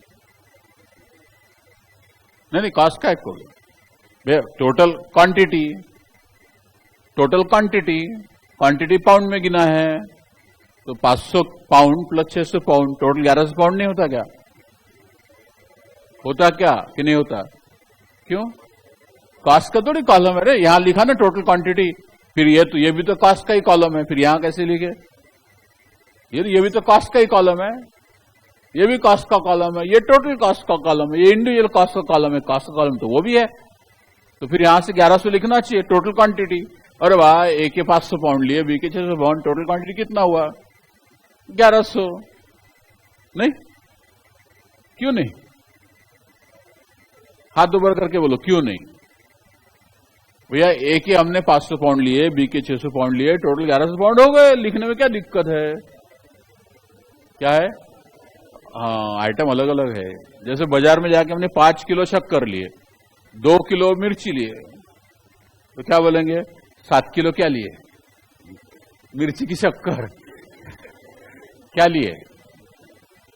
मतलब हर चीज में मैं जो लिखता हूं, जहां डैश भी लिखा उसका सिग्निफिकेंस होता है।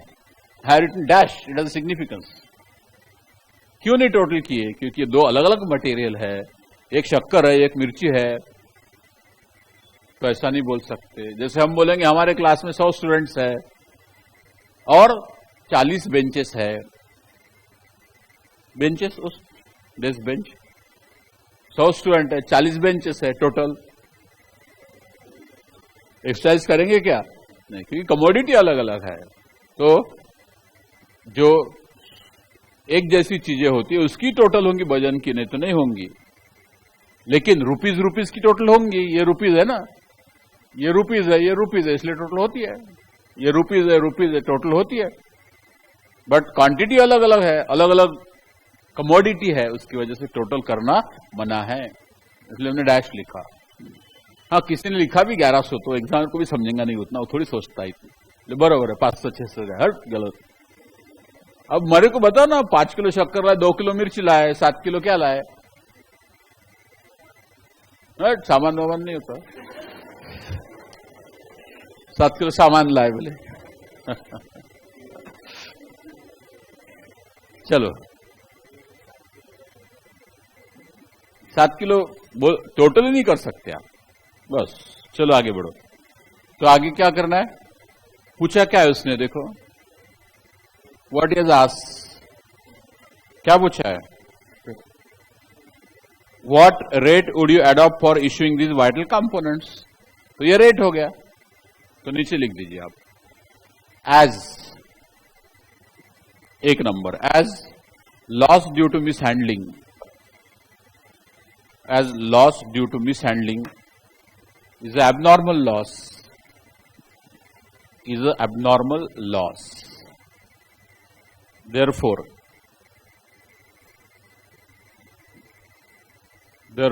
cost per unit will be unaffected.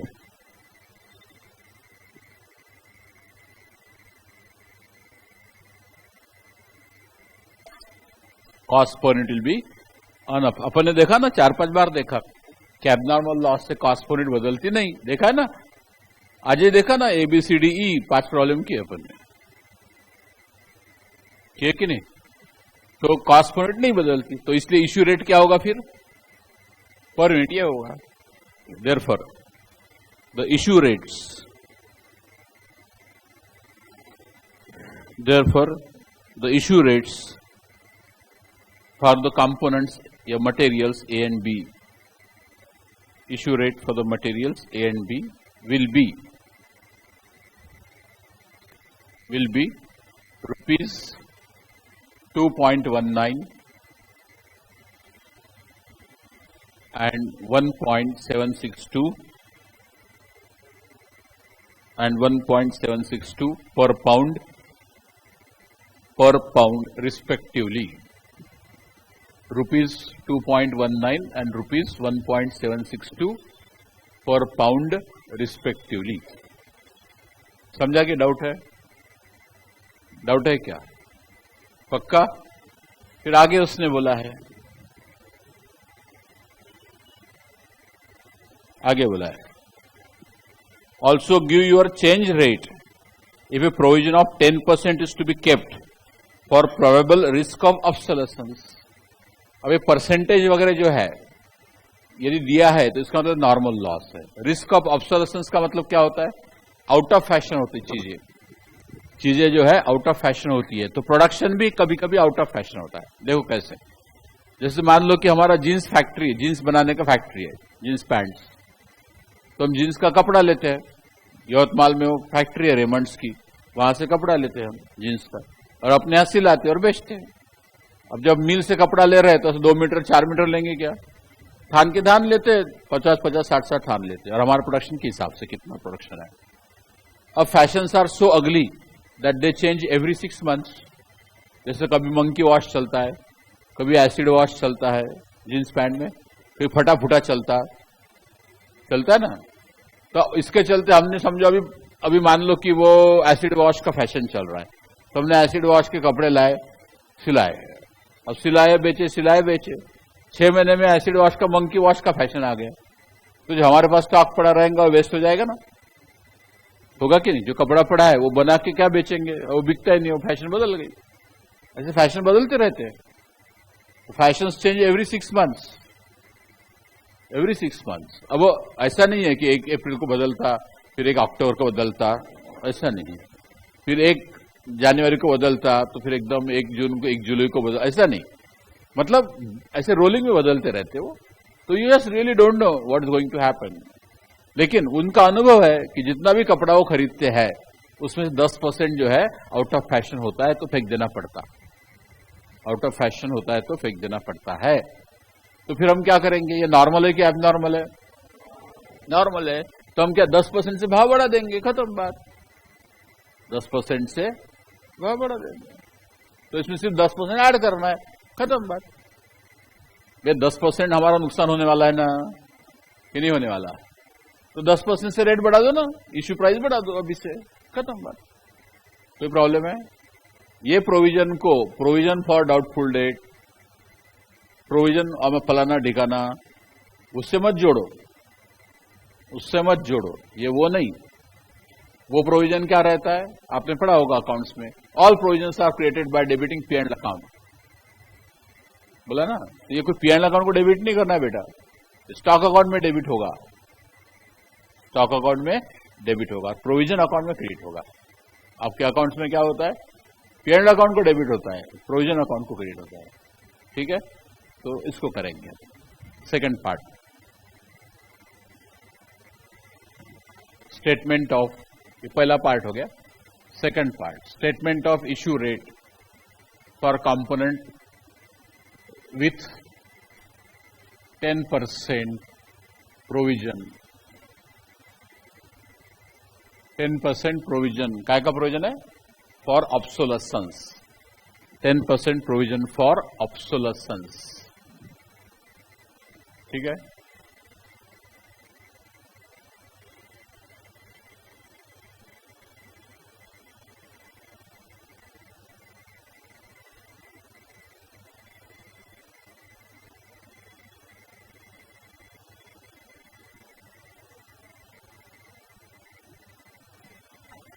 तो अभी आपको सिर्फ 2 कॉलम और एक पर्टिकुलर्स का, 3 ही कॉलम बनाने हैं। Particulars, material A, material B, ठीक है। चलिए, अभी आपने 500 पाउंड खरीदे थे, लेकिन कितने मिस हैंडलिंग से लॉस हुए? 10 यूनिट ना, तो 10 कम हो जाएंगे उसमें से। तो यहां पे लिखना है आपको क्वांटिटी ए, क्वांटिटी 500 थे ना इसके, minus 10 is equal to 490 pound. बचे ना कि नहीं बचे? और and 6 units of B, B के कितने खरीदे थे? 600 माइनस 6 बरोबर 590 कितना? 4। फिर cost per unit, cost per unit इसकी आती है 2.19 और इसकी आती है 1.762। तो इसको गुणा करो, टोटल कॉस्ट ए इंटू बी, 490 इंटू 2.19, 1073.10, और इधर 594 इंटू 1.762, 1046.628, ठीक है। ये आ गया रुपीज में। यहां तक समझा आपको? तो जो एबनॉर्मल लॉस पहले हो गया सर, यहां पे आप देखिए, हेलो, एबनॉर्मल लॉस पहले हो गया ना, ठीक है। बट एबनॉर्मल लॉस से कॉस्ट पर यूनिट बदलती नहीं, तो बचे यूनिट्स को हमने मल्टीप्लाई करके लिख दिया। तो जो बचे यूनिट्स से मिस हैंडलिंग के बाद जो बचे हैं वो इतने बचे हैं, इतनी वैल्यू है। अब आपको इसमें से 10% का लॉस होने वाला है, नॉर्मल लॉस होने वाला है, हुआ नहीं है, होने वाला है। तो हम क्या करेंगे? 10% वैल्यू ऐड कर दो उसमें, ठीक है। Add 10% provision for obsolescence, 10% provision for obsolescence add करो इसमें, तो इसका 10% कितना होगा 1073.1 प्लस 10%, तो ये आता है 1, कुछ तो गड़बड़ हो गया, 1073.1 इंटू 10%, 107.31, 107.31।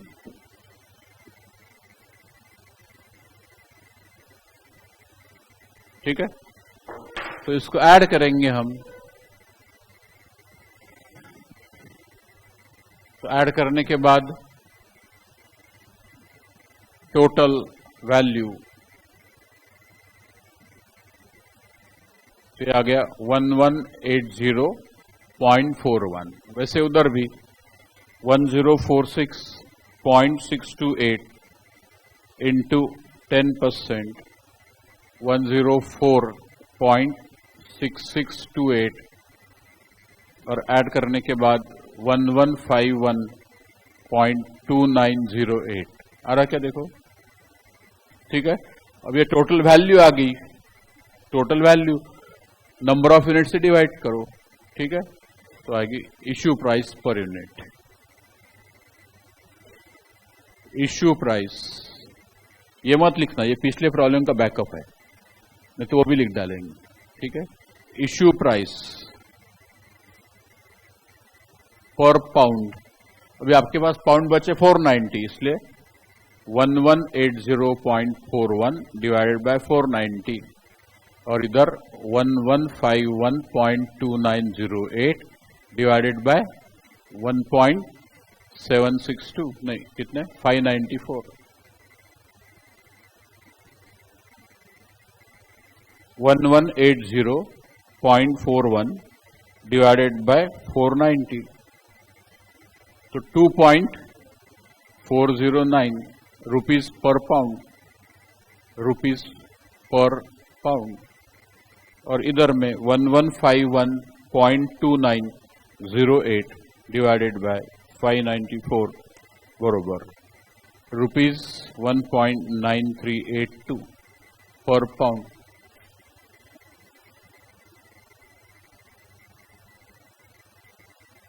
अब इतना सारा रामायण किया अपन ने, इसके बजाय ना इसमें सिर्फ 10% ऐड करते तो ये आता है, और इसमें सिर्फ 10% ऐड करते तो ये आता है। आता कि नहीं, देख लो। फिर लेकिन मैं डायरेक्ट 10% ऐड करता था, आप बोलते ऐसा कैसा हुआ, क्या हुआ। अब इसकी जर्नल एंट्री बता सकते हैं आपको। प्रोविजन पे बैलेंस कौन सा रहता है, डेबिट की क्रेडिट,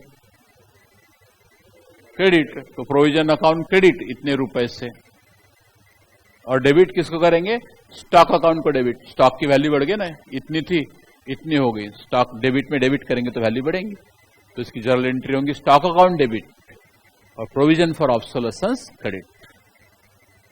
समझ रहे क्या अकाउंटेंट्स की, लिखे तो लिख दो जर्नल एंट्री फॉर, एग्जाम में मत लिखना, उसको समझता नहीं कुछ। ठीक है, वो जर्नल एंट्री से पढ़ते नहीं, सिस्टमैटिकली लोग पढ़ते नहीं, आधे से ज्यादा तो बिल्कुल बेकार रहते। तो लिखो आप उसमें entry, journal entry for provision for obsolescence, journal entry for provision of obsolescence. तो लिखिए स्टॉक अकाउंट डेबिट मतलब मटेरियल अकाउंट डेबिट, मटेरियल भी लिखा तो चलता, मटेरियल्स या raw material stock account debit to provision for obsolescence credit, provision for obsolescence credit. ठीक है, तो फिगर क्या आएगी, 11 प्रोविजन कितनी है 107.31 प्लस 104.2908 यानी 211 रुपए 60 पैसे की प्रोविजन। ठीक है, जो टोटल मारो ना बा इसकी, तुम लोगों को ना फालतू चीज में ज्यादा इंटरेस्ट रहता, प्लस 104.6628, चलो तो 211.9728 की प्रोविजन लिख दो, 211.97 प्रोविजन की फिगर। कुछ समझा? अब मैंने आपको इनको जब बता रहा था, आप भी सुन रहे थे, कपड़े की दुकान है उनके यहाँ पे, मैंने बताया था कि वो आखिरी का पीस बचते जाता थोड़ा थोड़ा, तो इसलिए वो क्या करते हैं, 10% वेस्ट होता होगा तो शुरुआत से 10% चढ़ा देते हैं। वही तो अपन कर रहे हैं ना। वो जो कास्ट आई थी आपकी ये वाली, इसमें सीधा 10% ऐड करो तो ये आता है, ये कास्ट है, इसमें सीधा 10% ऐड करो तो ये आता है, खत्म बात। समझा ना? डाउट है? तुम कम करने को बोलेंगे मेरे को, कम करने को बोलेंगे ना, करके देखो ना, कम करेंगे तो रेट कम हो जाएगा उसका, उसमें से कम करेंगे तो रेट कम होगा। फैशन से डूबने वाला कपड़ा है तो उसके भाव बढ़ाएंगे कि कम करेंगे? बोलो ना, बढ़ाएंगे।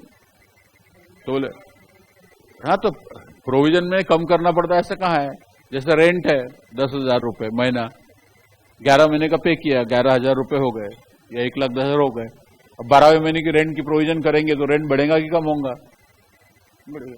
क्या एंट्री है provision for rent? Provision for rent, outstanding rent, entry बोलो, rent account debit to outstanding rent provided it is payable. Payable वाला रेंट है तो, रेंट एक्सपेंस यदि है तो रेंट अकाउंट, बस फिर रेंट बढ़ गया कि नहीं बढ़ गया? तो फिर आप जो बोल रहे कम हो रहा, कम नहीं बढ़ेगा। तो दोनों, फिर पिछले प्रॉब्लम में ऐसा क्यों हुआ था? पिछले प्रॉब्लम में ऐसा था कि नॉर्मल लॉस हो चुका था। समझ लो, पिछले प्रॉब्लम, अभी तक के जो प्रॉब्लम थे उसमें क्या था? नॉर्मल लॉस हो चुका था, यहां पे होने वाला है। ये दोनों में फर्क है। होने वाला है तो पहले से वैल्यू बढ़ा के रखो, हो चुका है तो वैल्यू कम हो जाएंगी टोटल कॉस्ट। नहीं समझा? तो ऐसा दिमाग में ये फिट नहीं करने का, अभी तक के नॉर्मल लॉस कम किया था, अभी भी कम करना पड़ेगा। वो स्क्रैप वैल्यू थी सर, जो मैंने माइनस किए थे वो क्या किए थे? स्क्रैप वैल्यू माइनस किए थे। स्क्रैप वैल्यू नहीं है, प्रोविजन है। और मैं तो एंट्री के साथ बताया आपको, स्टोर्स अकाउंट या मटेरियल्स अकाउंट डेबिट होगा और प्रोविजन अकाउंट क्रेडिट। और जब कभी एक्चुअल लॉस होगा, जब कभी एक्चुअल लॉस होगा तो ये प्रोविजन में से उसको सेट ऑफ करेंगे ताकि आपका प्रॉफिट इंटैक्ट रहा। समझा है कि डाउट है? बहुत भारी है? भारी है क्या? बहुत नहीं ना? चलो, तो ऐसे ही क्वेश्चन एक है, आप करके देखिएगा। क्वेश्चन नंबर 24, 25, 26 तीनों करने के हैं। 24, 25, 26। और जो प्रैक्टिस प्रॉब्लम है वो अपना जो जो कोर्स हो चुका है उससे रिलेटेड जो प्रैक्टिस प्रॉब्लम वो आपके करने, that I will not keep the track of that you have to do, because I have given solutions also for that. पता है ना, सॉल्यूशन भी दिए हुए हैं। और ये चैप्टर अभी एक दिन, इसको 2 या 3 दिन में खत्म हो जाएगा। Hello, in 2 or 3 days this chapter be over. उसके बाद आपकी टेस्ट होंगी ये चैप्टर के ऊपर। फिर लोग बोलते टेस्ट नहीं लेते क्या? फिर पहले टेस्ट में 90% लोग बैठते हैं, दूसरे टेस्ट में 50%, तीसरे में 10%। पूछते जरूर सर टेस्ट रेगुलर हो ना? अरे हम बैठे कि नहीं बैठे, तुम अपना काम करो, पेपर निकालो, पेपर चेक करो, सब करो, हम कुछ नहीं करेंगे, पैसे दिए ना हमने, कॉन्ट्रैक्ट है आपका। ऐसा नहीं है, आपको बैठना है, नंबर 1। नंबर 2, हेलो, अभी 8-9 दिन हो गए हैं, कुछ लोग ऐसे ही बैठ रहे हैं, तो कृपा करके आज फीस भर दीजिए, कल या परसों चेक होगा। जिनके पास रिसीट नहीं है उनको घर जाना पड़ेगा। जिन्होंने ऑलरेडी फीस भरी है वो अपनी रिसीट अपने पास रखे, या और सुविधा है एक बार मोबाइल में कॉपी करके फोटो आप स्टोर करके रखो मोबाइल में, जब कोई पूछेगा तो रिसीट बता सकते हैं। Are you following? Those who are not joined yet but they are sitting, they have to make payment and we'll make checking, 100% checking। जिन्होंने फीस दी है उनकी भी चेक होंगी, क्योंकि हमें कैसे पता चलेगा दिया कि नहीं दिया? हमने तो भरी, हमको क्या तकलीफ दे रहे? अब वो तो होता ही है। मान लो दुनिया में सारे लोग ऑनेस्ट होते थे तो पुलिस की जरूरत नहीं होती थी। होती थी क्या? नहीं। जहां वहां चेकिंग चलते रहता, रास्ते में क्यों उतारते? वे 10,000 लोगों में, 1 लाख लोगों में एक आता आतंकवादी रहता है, वो उसके चलते सभी अच्छे लोगों को भी तकलीफ होती है, बार बार चेक होता है, गाड़ी चेक होती है, डिक्की खोलो, ये खोलो, सब हाईवे पे वो लगा देते बैरियर्स, देखा ना आपने? तो ये तो उपाय नहीं उसके लिए। तो इसलिए जिन्होंने भरी है वो अपनी फोटोकॉपी मोबाइल में रखें, और जिन्होंने नहीं भरा है वो या तो पैसे भर के आना शुरू करो या तो फिर आना बंद करो, दिस ऑप्शन। तो लोगों को लगता है नहीं हमको पैसे भरने नहीं है तो आना बंद करो, सीधी सी बात। ठीक है, तो कल या ज्यादा से ज्यादा परसों चेकिंग होगा। तो आज और कल में जिन्होंने पैसे नहीं भरे वो भर दो चुपचाप। चलो आज इतना ही, कोई डाउट्स है तो लेके आइए।